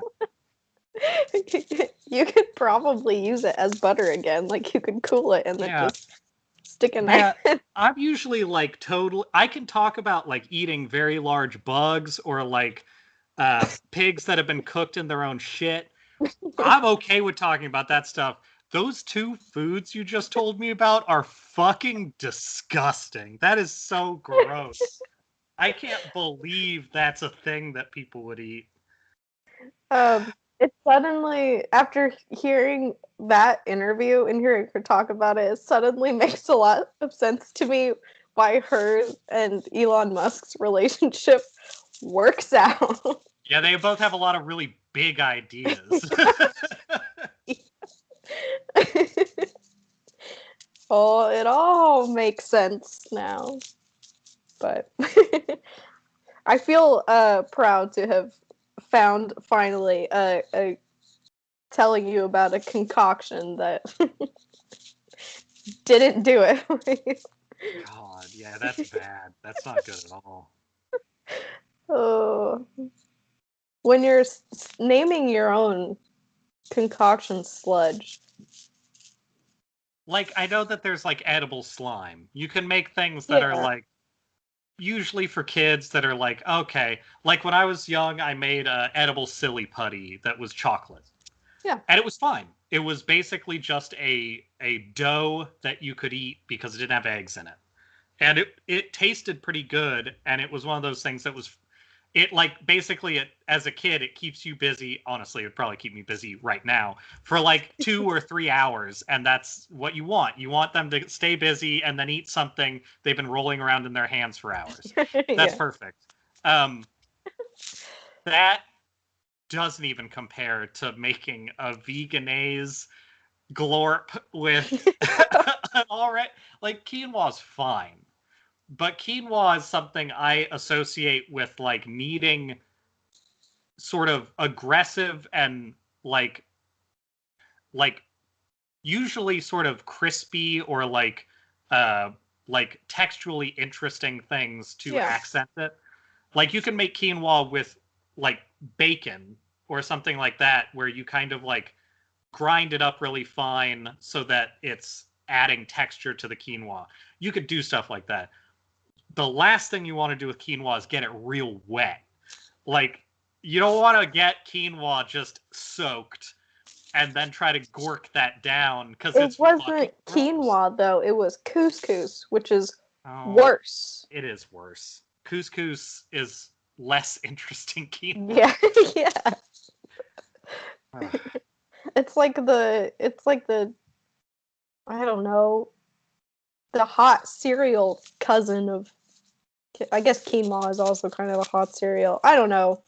In my head, hot cereals are not good, but quinoa, that concoction transcends the badness of what I'm trying to convey. It's kind of similar, because a hot cereal I think is good only if you're using it as a base that doesn't overtake anything else. Mm-hmm. And that's sort of how I feel about something like a couscous. Like, you could have couscous and a little bit of sauce to go with chicken so that it's like a different thing. Like it's got a bedding almost.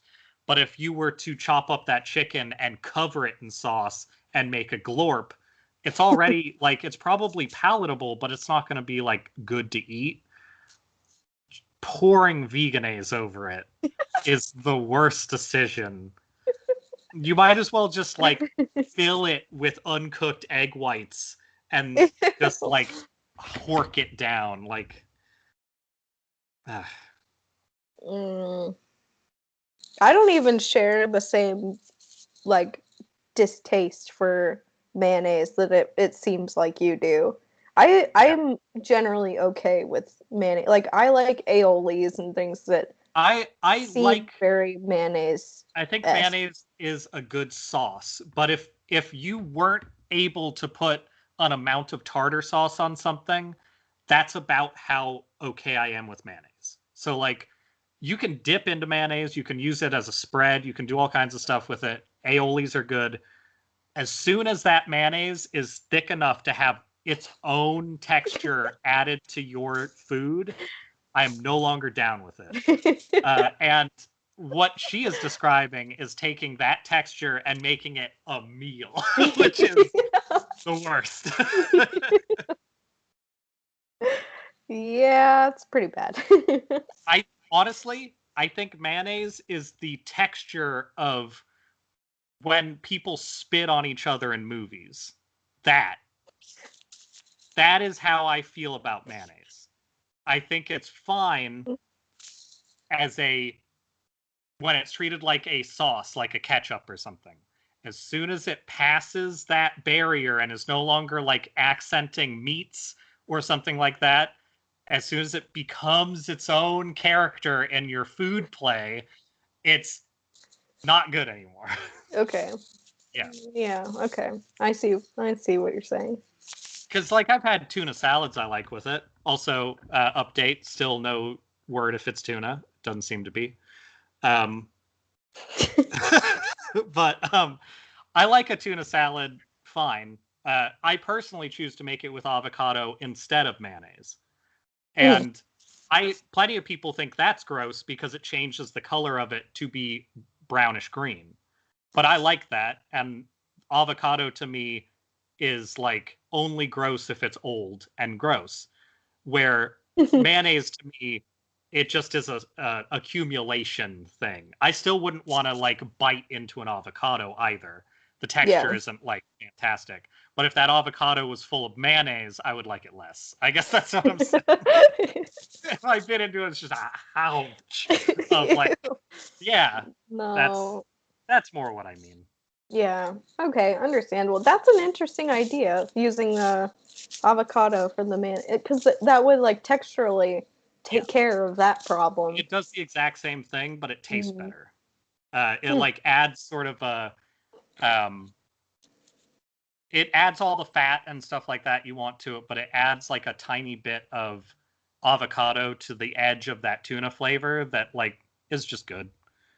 I spiced it with like pepper and stuff, and that kind of keeps it from having like I don't know, like you can end up with tuna salad that's almost too sweet. Yeah. And I don't want to end up with that, so I'll put like pepper or paprika or something in it to help make it seem a little more spiced and a little less, I don't know, potentially goopy, but that makes sense. That's usually what I'll reach for in terms of spices, is like, I don't think I've ever done paprika, but like pepper, salt, and like onion powder or garlic powder, and dill occasionally. That set of 4 spices, even the variable one that you had, is basically what I would mix together for like making potato stuff. Like that is the set of spices that taste the best on most things. I agree. I think you brought many onion powdered, garlic powdered, dilled tomato, potato, probably tomato at some point. At some point. That I had that was very good. Yeah, I've done a lot of that shit. I did that shit when I could go to the store every day if I wanted to. Walk through there. Wow, what a luxury. I'm back. Yeah, that's... I haven't been to the grocery store here in like a month because I've been like eating like frozen stuff. That's part of why I had to order food the other day, because it was like the winter storm was perfectly timed with like kind of not having enough stuff left. But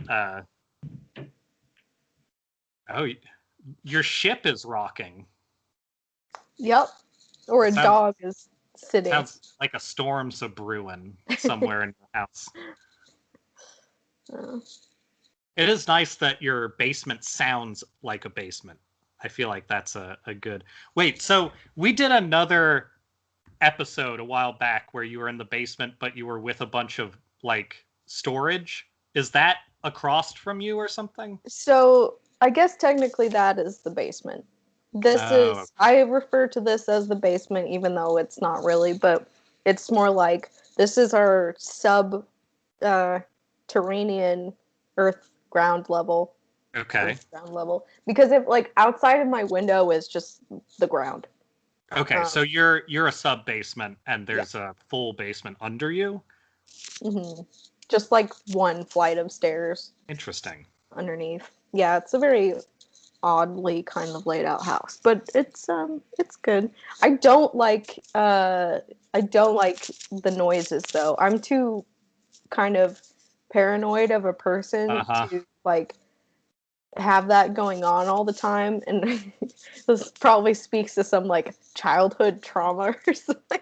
But I when you've been in one place for a long time, you can tell who is walking by the way that they're walking and like where they're going, and you know all the things. But like down here, I haven't been down here long enough to understand those sounds, so it just sounds to me like people are like slamming shit all the time, even though they're just like, what? It's just loud. Oh. That's in this apartment. I mean, we have a sliding glass door as the main door, which is attached to just an unconscionable amount of like easily broken into space.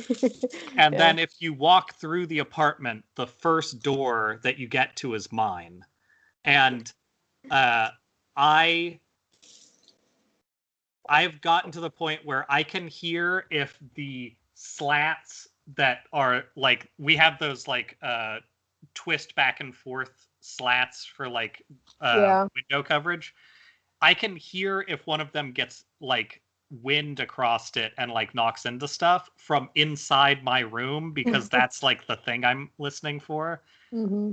So even when Nick tries to like sneak in at like 8 a.m. when he's like coming back for work or something, I'll just hear it. Even if I'm like only been asleep for like an hour or two, it'll just be like something's going on. Because like our doors close, but they don't have like locks or anything, which is pretty normal, but it's also like, I don't know, there's something about a door lock that is relieving to a degree, even if like most doors, it wouldn't be that hard to get into them anyway. Yeah. Yeah. I'm with you there. But, yep. So that's my... I feel like people would have a hard time busting into your sub basement. I mean, you guys have... Don't try, anyone, but no, it probably would not be very hard. You guys have what, like 2 dogs? Well, yeah, but one of them like can't walk, and the other one... Well, no, actually, Lane, it's hard to tell with her. She's a very scared, timid dog. Yeah. But she barks a lot. So, I mean, if someone was like trying to get into the house, I'm sure I would know because she would be barking, but I don't know if she's like quite to the level of I'm going to attack a person. I kind of doubt it. Dogs attacking people doesn't really mean much. Like, dogs usually can't do much to a person, but people are very scared of dogs, so it's the a barking pretty would probably be enough, yeah. But no. I don't know. I don't think about something about having my home broken into. I'm fairly certain that one of the places I used to live was broken into, and then like they didn't really do much. And I think that's the only experience I've ever had with that. Like, they didn't really take much of anything. Mm-hmm. And it's one of those memories where it's like, I think that happened, but I think we were never really sure. And I don't know. I remember that being weird and then thinking like, I don't know, like, why would anybody come in anyway? Like, yeah. What's the point? I think the only thing that freaks me out about that, the only thing I'm scared of is happening upon a person, or right. like seeing a person, or like just seeing someone where they're not supposed to be. That's the only thing that freaks me out. If someone like broke into my room, I would probably be like, oh, that's a bummer. Sure. Yeah. Take my, like 3 things I own that are worth taking, maybe, but other than that, I don't think I would care that much. Some tiny mango nectar. Who next? I wouldn't like people to come into my room, but I also, aside from sleeping naked, I also have like a lot of weird shit in my room, and I don't think people would like breaking into my room anyway. Yeah. There's a large weird dude half covered by a blanket and half just dick out, and then there's like I can see a big knife and some weird shit in here, and then a lot of paintings with skulls on them, and I'm not 100% sure I'm comfortable. Also, a lot of poor people stuff in here, so I think I'm just gonna go. That might be good enough to dissuade people from bothering you. I think they'd steal all of Nick's stuff, though. I think his stuff is gone if people break in here. Oh, poor Nick. Yeah, I know. Having taste and standards is gonna bite him in the ass if people come for it. It gets you good. Can't do that. No.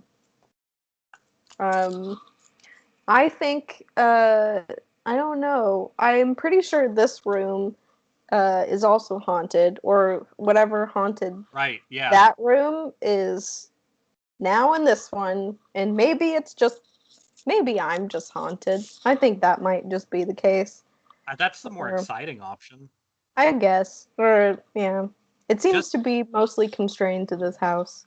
As long as you don't have like a washing your hair in the shower and a hand comes out of it moment, I think you're fine being lifted. If that happens, nothing seriously materializes that like touches me, I think I'm okay. Yeah. Although I did have a very strange experience last night.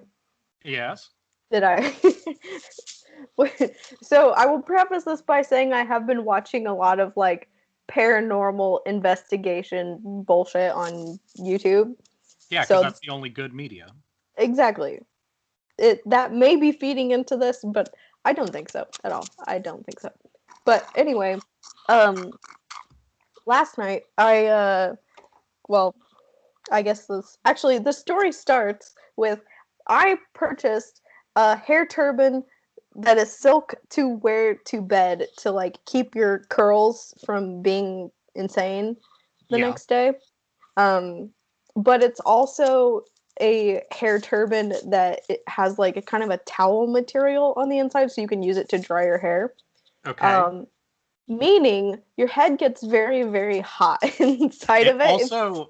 It also means you have a very good look that you're going to bed with now. It's pretty good. I actually quite enjoy it, but yeah.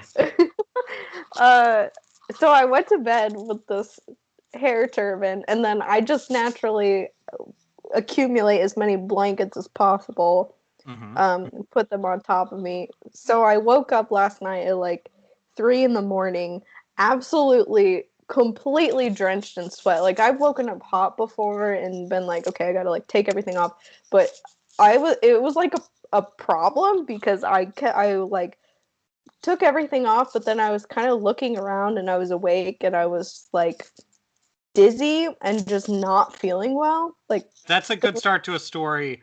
Woke up disoriented, covered in sweat, in the middle of winter. So yeah, go on. Yeah. Feeling dizzy.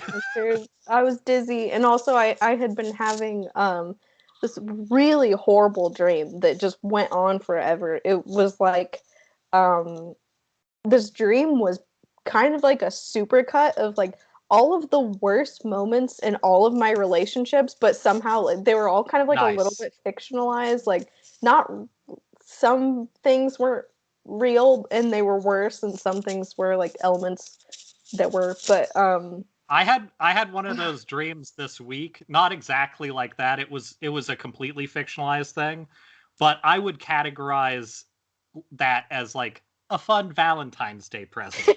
That's just sort of what happens around this time of the year, I think. Yeah, okay. Maybe. That could have been it. It could have been just like a little Valentine's Day demon latching onto me. But even after I woke up and was trying to go back to sleep, I just for the next like it felt like 2 hours. I couldn't fall asleep and I was just kept having the worst intrusive thoughts of like horrible, like the worst stuff that had happened to me and like specifically to relationships, and it was so weird and it felt so like uncontrollable almost, and I was like, this is just I don't know. It felt very like I was not super in control of what was going through my mind, but could have been the being like sleepy, tired, whatever. But I also the night before I don't sleep well at all, as you know. So I woke up I woke up in the middle of the night and I kind of had this like half awake, half asleep couple of hours where I kept getting up and looking up at this particular corner of the ceiling, and it looked like a very like when paint collects or water collects underneath paint and it like droops down. I kept seeing that like a very large paint bulge or whatever on the ceiling. But I wasn't like worried about it. I just kind of like saw it was there and was like, I'll take care of that in the morning. And then I kept going back to sleep and waking up and being like, was that there? And looking and seeing it again. And that happened like 4 times. And then, of course, it's not here in the morning. Like, it's not real. Yeah. So, I have a ghost paint bulge in my room. That's always one of those things that comes up in like so it was like Amityville Horror has stuff like that. The like account of like the post stuff that I forget who wrote about it. Anyway, that stuff's all fictionalized anyway, but the one of the things they always talk about is stuff like the paint on the wall having like weird movement or something. Like bits behind it and stuff. Yeah. I have a weird thing where my tired vision I pick up shadows like slowly sometimes from a distance. Yeah. And then it'll look like there's almost like a very fuzzy black like sweater being swept across the ceiling. So I'll have this like sort of a false vision of like something moving around above me. The only times it's been like actually obnoxious is sometimes if there's the wrong assortment of shadows above my bed or something and I wake up and it's too like I don't know, I'm too out of it or something, I will see spiders, like a spider moving instead of like a shadow just being where it is. And that's happened maybe like 3 or 4 times in like a decade, but that always wakes me all the way up because I think I have to go get something to like move the spider out of my room. Yeah. And I have had a spider in basically everywhere I've ever lived show up on my bed near where I sleep and have to get rid of it. So I'm always like on edge, like, is it gonna be tonight? So tonight I kind of have a spider revenge. haunting. I mean, once is enough times for a spider to show up in your bed for you to like be worried about that forever. Yeah, and I remember being a kid and I had a spider show up on the pillow next to me on a few occasions, but one of the only things that was ever like vividly a thing that I felt like I was seeing, like a haunting kind of thing, was it looked like a man-sized ant was trying to come in through my window when I lived on the top story of like a old drug house duplex. And I just saw like the black shadow of an ant like coming in through the window, basically. Oh. And it was very weird. But I always kind of think of that when I think about the like spider thing. Yeah. It's always very buggy for me for some reason. Interesting. Yeah. I think my haunt that was actually the first time. Well, I guess not the first time. That's one of the only times that I've seen something around here that I thought like that's not normal. Or like that shouldn't be. I've had a couple of other times where I've seen like like shadowy figure kind of stuff, but I think looking back, that seems to me more of like a stress response, like a PTSD sort of issue. But the paint thing was incredibly like very real because it was like very large and part of it was like obscuring a shelf that I have on the wall. So there was like 3D-ness to it or something. It was like in the space. So I don't know. And I remember thinking like, this isn't real and I'm going to wake up and it's not going to be there. So I wasn't concerned about it, but I did like definitely see it. I don't know. Very weird. Yeah, I had I guess my godfather was one of the people I knew who had a ghost story for like seeing somebody. I think it was at like Camp Casey or something, like one of the old military encampments that is like abandoned and is a park now that are around Seattle. There's like a fair amount of them. I feel like a lot of people from my parents' generation have those stories, and I wonder if that has to do with the weird sort of systemic lead poisoning that hit a lot of the baby boomers. Because I've definitely seen a bunch of stuff that I understood was me seeing stuff. But like I never really internalized it as like supernatural, and I feel like I hear a lot of people do that in that generation. But maybe it was just more acceptable to do that at that point. I don't know. Yeah.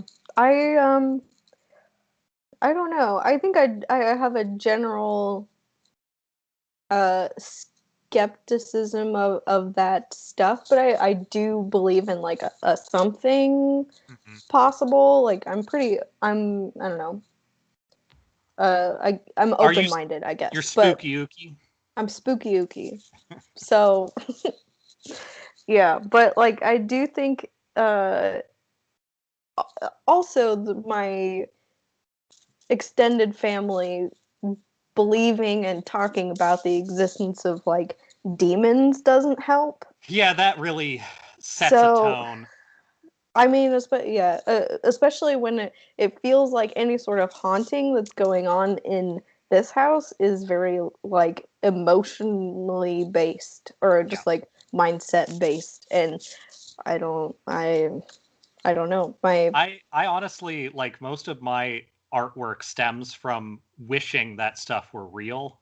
Like the not my artwork, like communication, like I guess fine artwork. My more illustration work is a lot of like taking the ideas that are more interesting and trying to like find a reason for them, or at least build them into like a real world. Because I really like the idea of like people almost staining the area that they're in over time. Like the idea of a haunting for me being more like giving people's intentions and thoughts and stuff like that a more real physical effect on the world around you. I think that's a really cool idea. I just think that it almost always goes towards the direction of people with like less imagination, and then you end up with like what you think of as classic ghost or like different movie monsters or things like that are pretty like milk toast, and almost exclusively things that aren't scary. Like most monsters and things like that, if you actually like whittle it down into what it is, it's kind of not anything. Like it's a lot of stuff that you could kick as easily as you could kick a person and they'd be like, ow, stop it.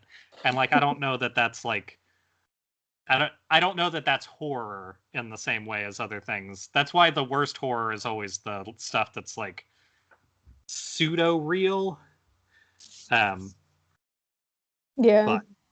I'm really interested, and my long-term art projects and stuff are partially based on it that are like comic things, but it's the idea of if you were to take the like sort of projected reality idea of like, well, there's a lot of versions of you kind of thing, and what you end up doing is just what you end up doing, but there's like other like takes on it, and we don't interact with any of that stuff because it's always just sort of spreading outwards.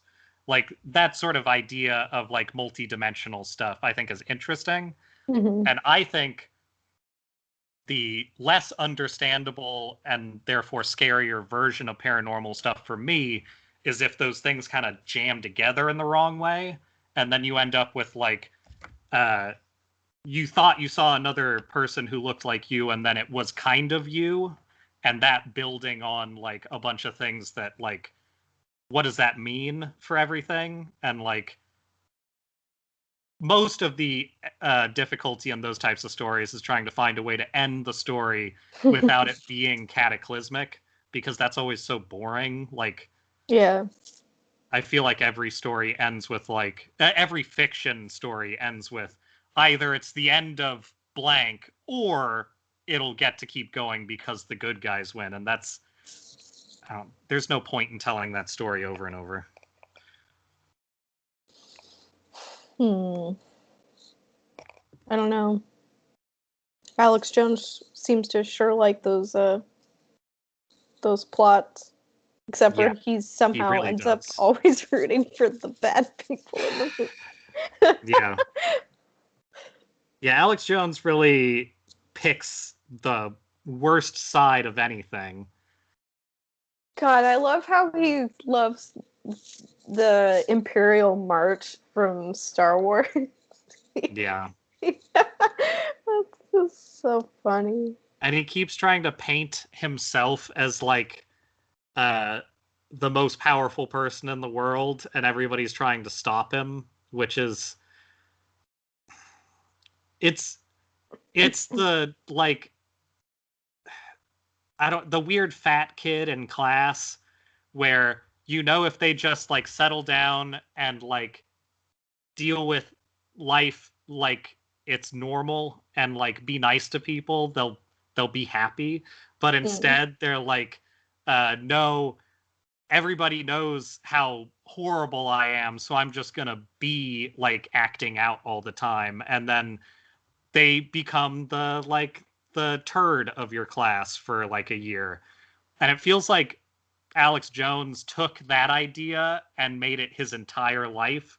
Like he's just gonna be the most obnoxious, dumbest asshole who's like constantly talking about how like his best friend is a Navy SEAL and how actually the government's really afraid of him and he's only in school because like they got to put him somewhere. I literally had a person like this in my college who told people that he was officially a 4-star general and that he had all sorts of like super clearance. You've told me about this person, yeah. And so much more, literally, that I've definitely told you about this first because it's always the funniest, of him saying that he punched a guy through a pickup truck. And the amount of things that he has told people would fill the space of somebody who is like 100 years old. And he, at the time, went to our college, and he was older. He was probably like 30 to 40 when he was going to our college, but he also tried to say that he was like 20 and like tried to say he was like just a little bit older, just like so how were you a 4-star general with like super secret clearance who like anyway, people are interesting. I think the key is to have respect for the humanity of everybody, but don't have respect for anybody. I think that's the only way that you can really be happy, is to look at everybody and realize that they're all garbage. And like, and you should care about everyone. Yeah, and you should care about garbage. Like that's honestly, I think that's the only way that we make a better world, is to both have less of an opinion of ourselves and love that about ourselves, which is how I try to live my life at all times. That really is like the synopsis of all of this podcast, if I had to distill it into a sentence. Everyone's garbage, but you should care about them because garbage is nice sometimes. Yeah. Garbage is, I don't know. It's not going to be like the best thing, but it's definitely going to always be there, and it's good. And, you know, sometimes you got to accept that it takes a corporation to end up with a Doritos Locos taco. But if you were garbage enough, you could do it yourself, too. And that's how we have things like the Nerda Guaca brownie that nobody should ever eat, but I've eaten it. I've heard many a tale about this brownie, and I feel the same way about that as you feel about sludge. See, and the thing is, I know you don't want to eat that sludge, but at some point, we're going to be in the same room again. And you're going to have to think of your own torture device to have with you, or it's going to be a very one-sided fight. So it doesn't have to be sludge, but you're going to have to start planning something. Right. I'll start buying the Veganese.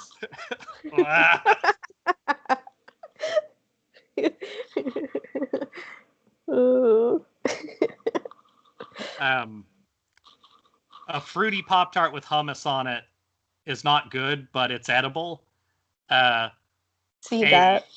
A zinger, like the snack cake with very sharp cheddar put in it like a sandwich, is not very good. So I would stay away from that. Those were two of the failed experiments while finding the brownie. That zinger kind of surprises me because usually sharp cheddar with the you would think pastries so. or things, yeah, it's usually good. I kind of thought it would be good, and then it was not. But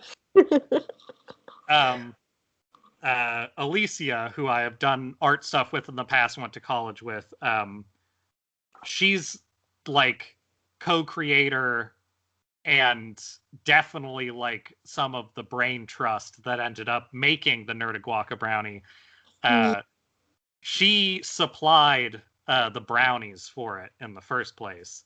And I was just the pervasive force behind making that less pleasant for people. But the best thing about it... people say that... I shouldn't say people. And Jordan Peterson says that women are the chaos. I would posit...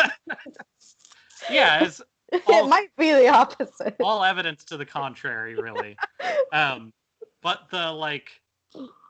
It's great because it doesn't offend at first, but almost without fail. Like, you can imagine, like, something that is mostly sweet, a little bit tangy, and that's like a lot of the initial taste, isn't that bad at first. As soon as you get like an entire mouthful through it, I have seen almost nobody ever not spit the rest of it into the trash. I mean, that just seems like... I am usually down for any sort of concoction, but that is one that I don't know that I could, in my head, separate each ingredient That's the enough thing. Yeah, to...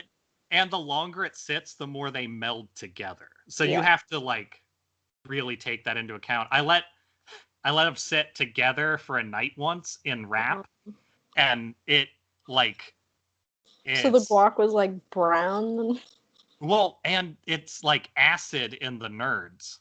So they start to eat into it, and the guac starts to, like, become browny, and it's just... You can't. It has to be fresh, and it has to be, like removing a cast, just like, you gotta do it. And then as soon as you get into it, like, you gotta stop. But I feel like, much like jumping into an icy lake, you gotta do it once, because it is an experience worth having. But once you've done it, you never really need to do it again, unless maybe you go around occasionally trying to get people to do it. Because it's not like I can't just not bite into one and expect other people to do it. Yeah, that's true. Yeah. You have to subject yourself to it as well. Yeah. All right. Well. So keep that in mind. If you're gonna have schlorp, it's gonna have to be universal. See, I think I could actually deal with sludge. I don't think that it would be as offensive to me as it would be to you, because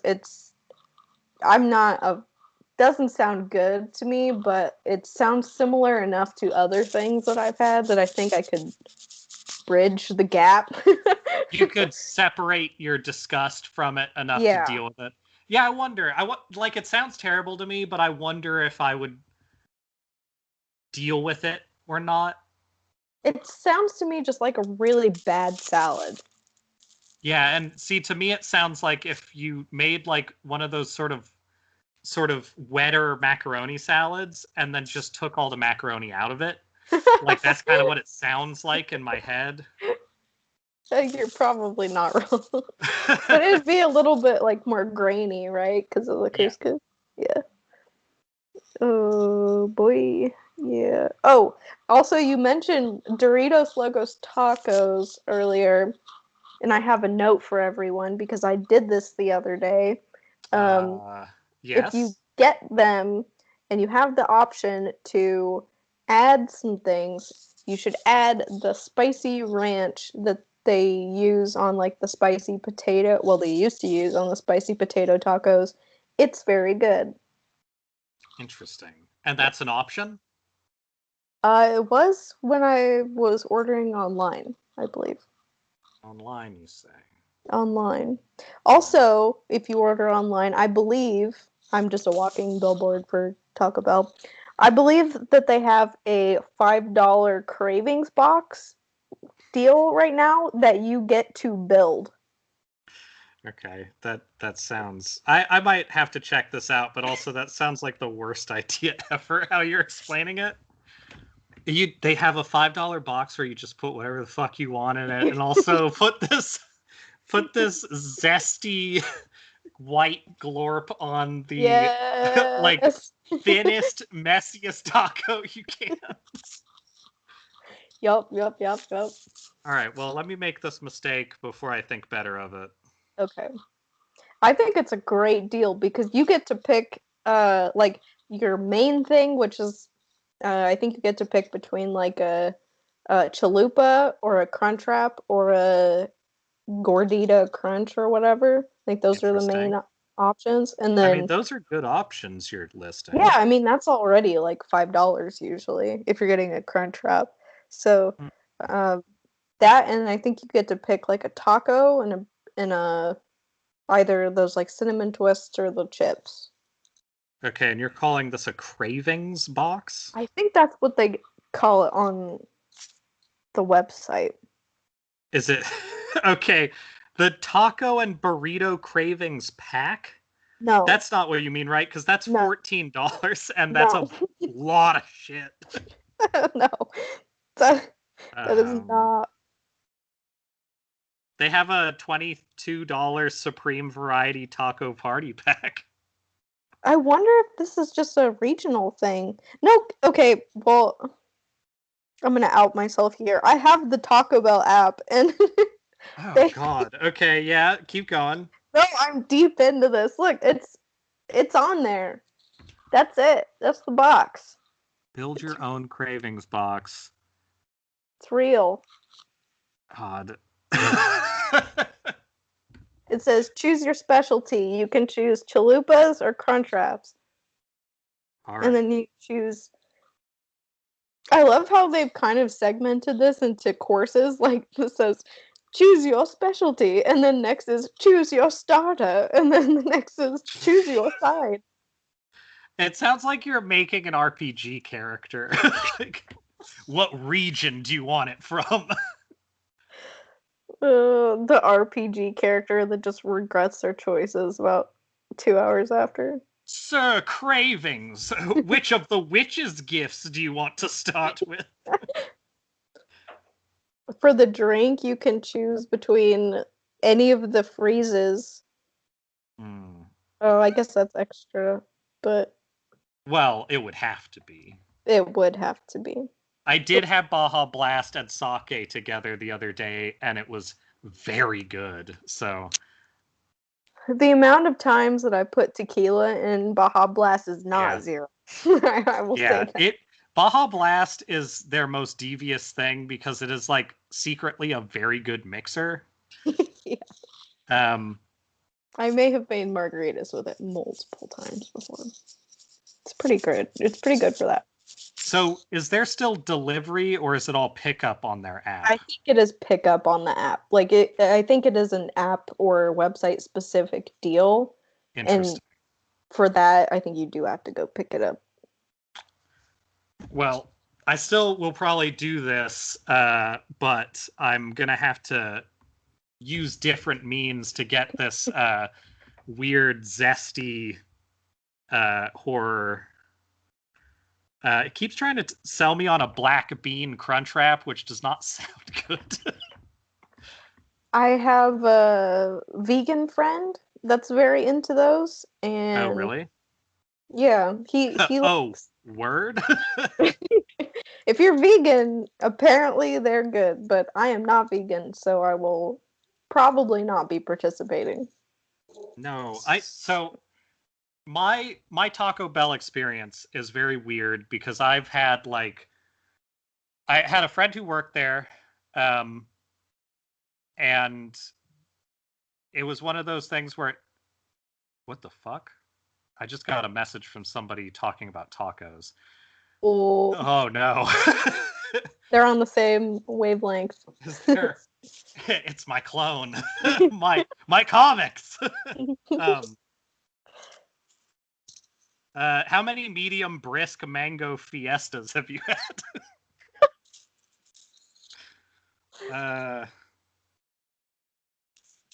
Oh no, I don't want a large anything from Taco Bell. Just give me a Baja Blast. Solid choice. Yeah. Can't really go. Baja Blast, I'll never say it's not good. Always a good choice.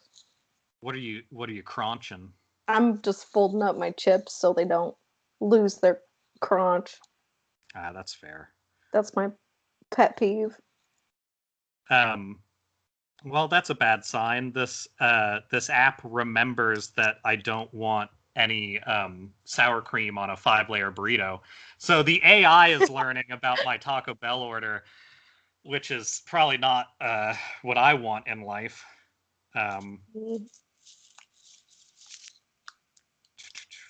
Why, yes, I do want to swap that for something else. I hope that I'm able to actually get this terrible sounding thing that you've told me to get. Is Nick returning? No. Dang. Yeah. Did you want me to grab him one too if he was?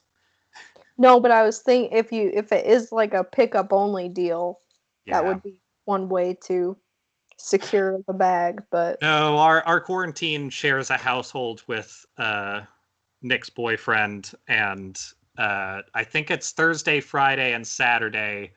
Thursday and Friday are work days, but Thursday night and Saturday night or Friday night are the current drag race nights. So they're always over there doing that action, and then gotcha. Saturday and Sunday are sort of separate for our households, but Sunday night we sometimes watch movies, like when we rewatched Shin Godzilla the other week.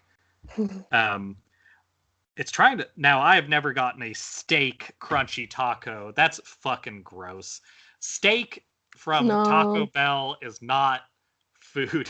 That's not what I want. No, I want like a meat flavored paste that is definitely not beef or tuna. Absolutely. I don't want tuna from a place like this ever again after that shit. Subway, what are you hiding? Ugh. There's still time to turn it into something good. Just make it like vegan or something. I don't know. They could come out. Where are vegans on fish? Is it like no? Is it a no or is it a... Vegans are no. Vegetarians can be pescatarians sometimes, and I don't hold that against them. I'm kind of... I could give up meat. Like, it would not be my favorite, but I could give it up. It would be really hard to give up fish. Like, getting like salmon sushi or something might be one of the things that going without would be the most hurtful for just, how I want to live. Yeah, I don't know that I could. If you could handle that shit. Handle it. Okay. I'm going to have to order this separately, but let's see. Wait. What's the difference between a Locos Tacos Supreme and a Locos Tacos Madison? Just the spicy ranch. I just add it on. Okay. Well, they have two versions of it.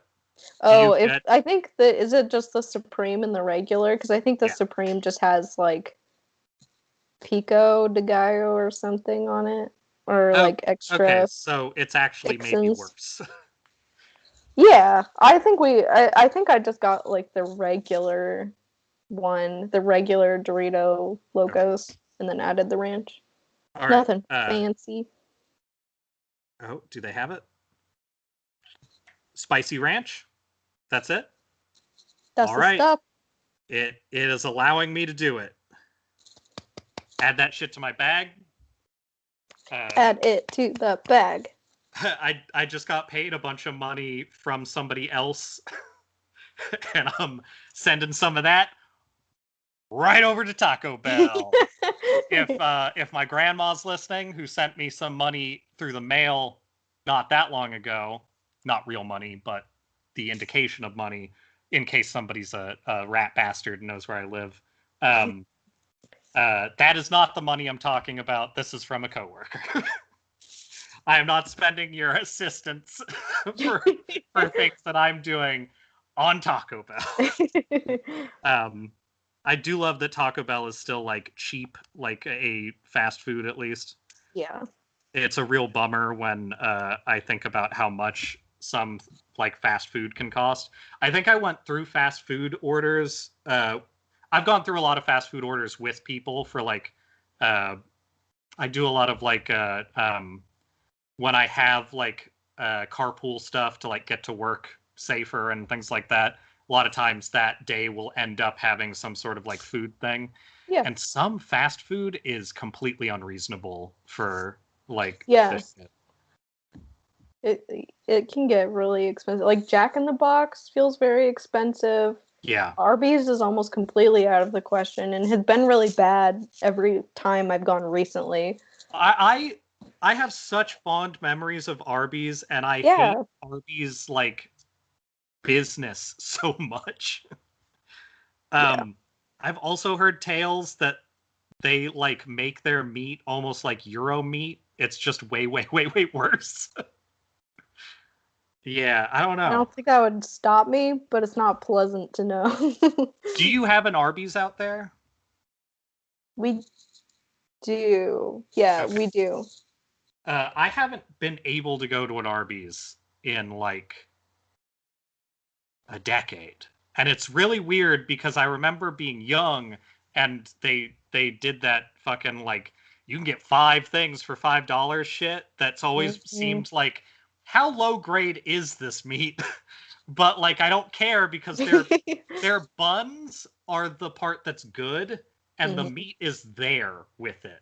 The meat is just a carrier for salt into my mouth. Really weird. I can't describe an Arby's sandwich without saying that the least important part of it is the meat. For me, the meat is very important because I just am there for the salt. I love how salty that meat is. It's really very salty. Good. Yeah.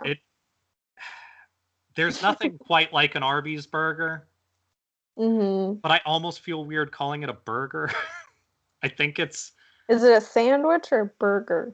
I mean, a burger's a sandwich. I think it's a... Oh, well.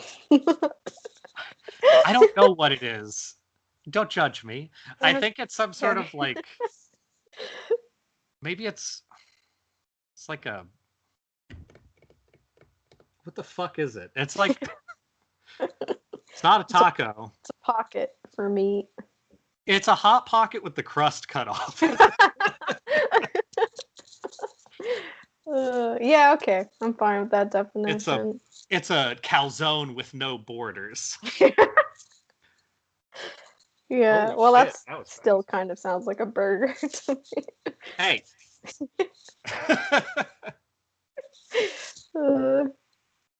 You're a burger. Where is this? Oh, nice. That's actually a pretty short delivery. I still might not have it before this is over. That was my hope, is that I could, and here it comes. But I don't think I'll have it until we pass the 3-hour mark, unfortunately. And I don't remember exactly what minute count we started at, so I can't say for sure where the safety zone is. I'm also not sure. Yeah. Well, that's the problem with it not stating when the call started and just stating when the recording started. Because we usually talk about stupid shit before we start, but yeah, that time is very nebulous.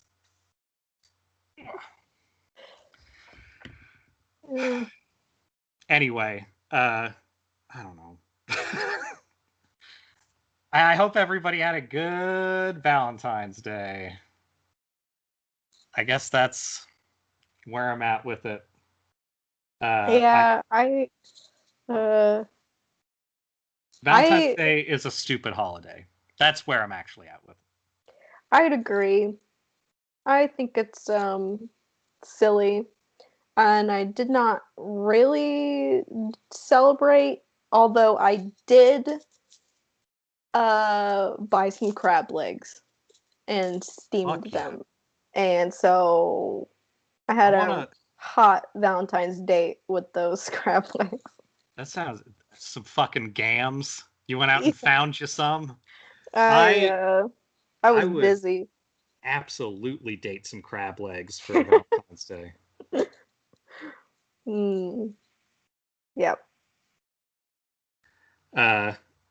Yeah, what did I do?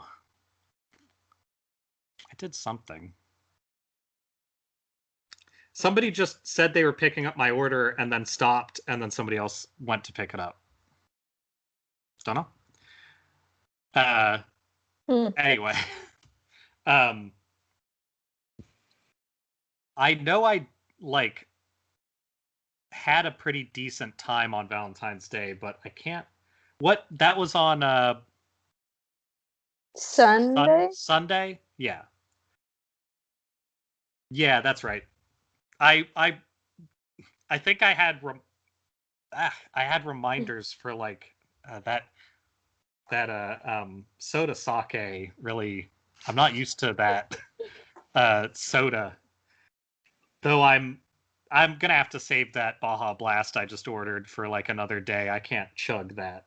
Yeah, that's best consumed in moderations. Or I enjoy a Baja Blast on a separate day than the day that I consume on Taco Bell. Yeah, Baja Blast is overshadowed by the weird taco meat and stuff. I would rather just have it as its own snack.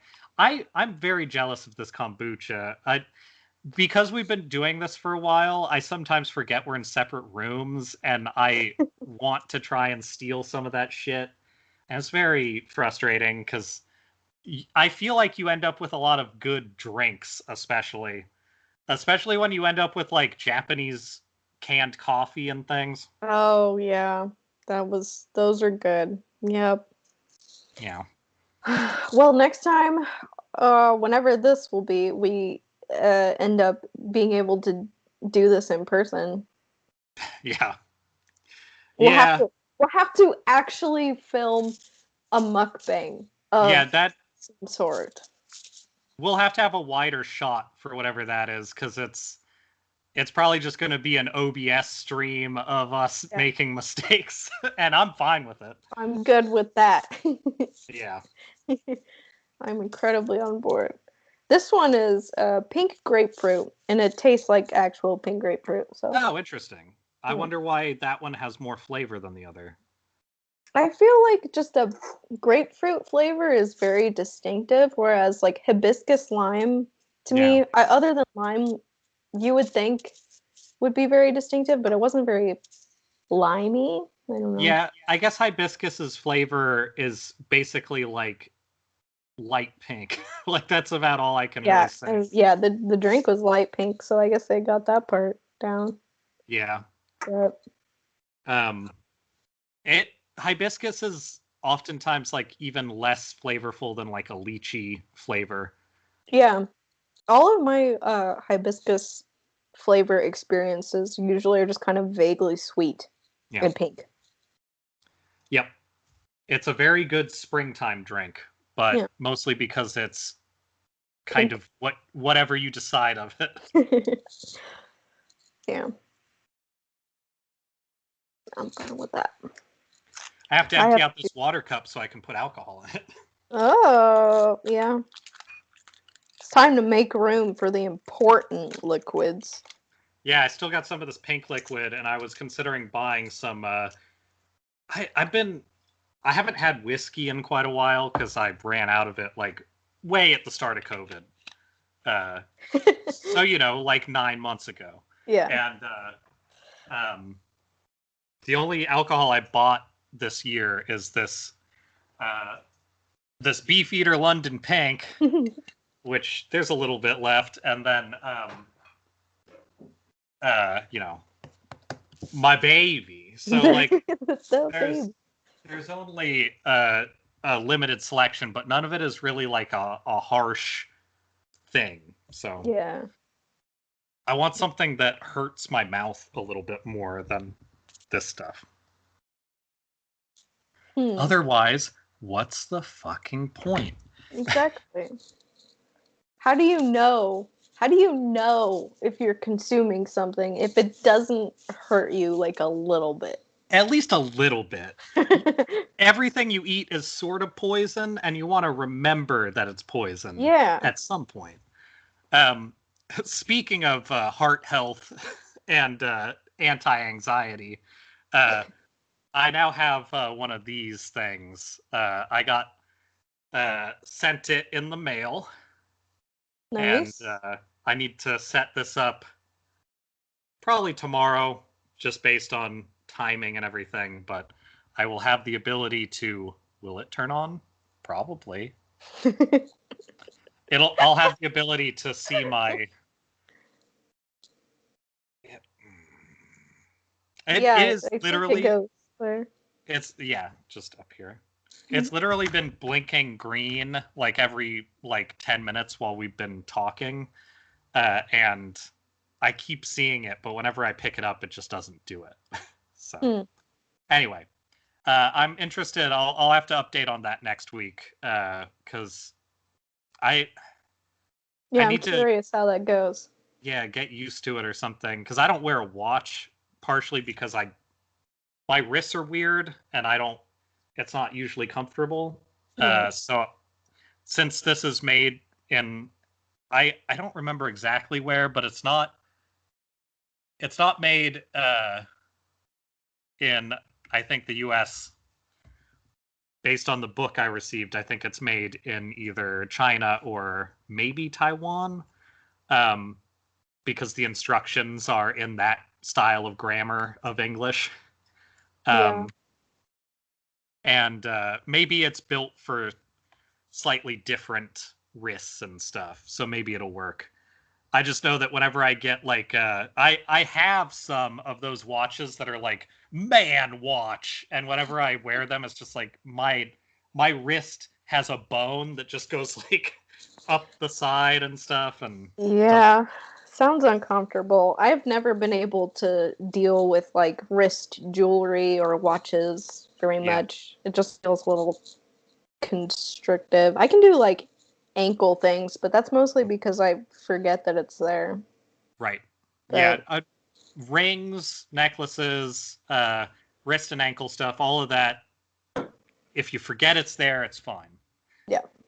Same with like earrings. If you have earrings on and you can just be like, I don't know, they're there. Other people can enjoy that. Then it's fine. But when it's like noticeable all the time, it's tough to deal with. Yeah, I think I have a similar philosophy for tattoos. I think if I had any tattoos that I was seeing constantly, I would be like worried about it. But I can't see any of my tattoos normally, so it's good. Yeah, I don't have to think about it. Most of your tattoos are like almost like visual accents for the people seeing you from a distance. Like you can see what it's like. Is it here? This one. Yeah. Here. That's a good one because like you don't do this really. I never see this one, which I feel good about. Yeah. The places I've always considered getting them, I would see constantly and other people wouldn't, like up on my hand and stuff. But that I think goes with being a dirtbag artist, where I want like essentially jewelry that I don't have to worry about in having like, that kind of stuff. I would basically get the opposite of what like nurses and stuff get, where they can like keep it under their scrubs. I would have everything that isn't under just my all visible. Yeah, I have a couple things that are visible, but everything I have is so small, it's just not really noticeable. Yeah, I'm a big fan of small tattoos as something that you can have like, I don't know. Small hand tattoos. Yeah, those are good. I also like the hipster standbys, even if they have no meaning most of the time. Yeah. Big fan of arrows. Have a small mushroom or something. Those are always kind of like neat as opposed to meaningful, but Yeah. Yeah. I feel like they're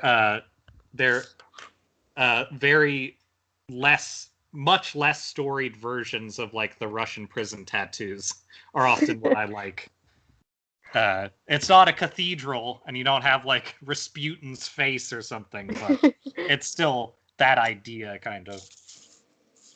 Yeah, I can appreciate that. Well, I think our time is running out. I believe that's where we're at. Yeah, I think we're getting close. It was blinking. Oh! Also, is your heart okay? That's on the inside, so I think that is like the reader part. I charged it up, so it's ready to go soon. But it needs an app, so we'll see. As many things do now. Yeah. Nowadays. All right. Well, I want everybody out there as they McClunky and bejabbers their way through this week to envision that zesty ass taco. And yeah. if you want to see it, you go find our Instagram at Vegeta42069, and you will see it in the future. Yes, you will indeed. I hope they give you a hefty amount or a good amount. I want to see it. Yeah, exactly. If I can't see it, I'll be sending Taco Bell a picture of it as well, asking them what the fuck they've done. How dare you? Horrible.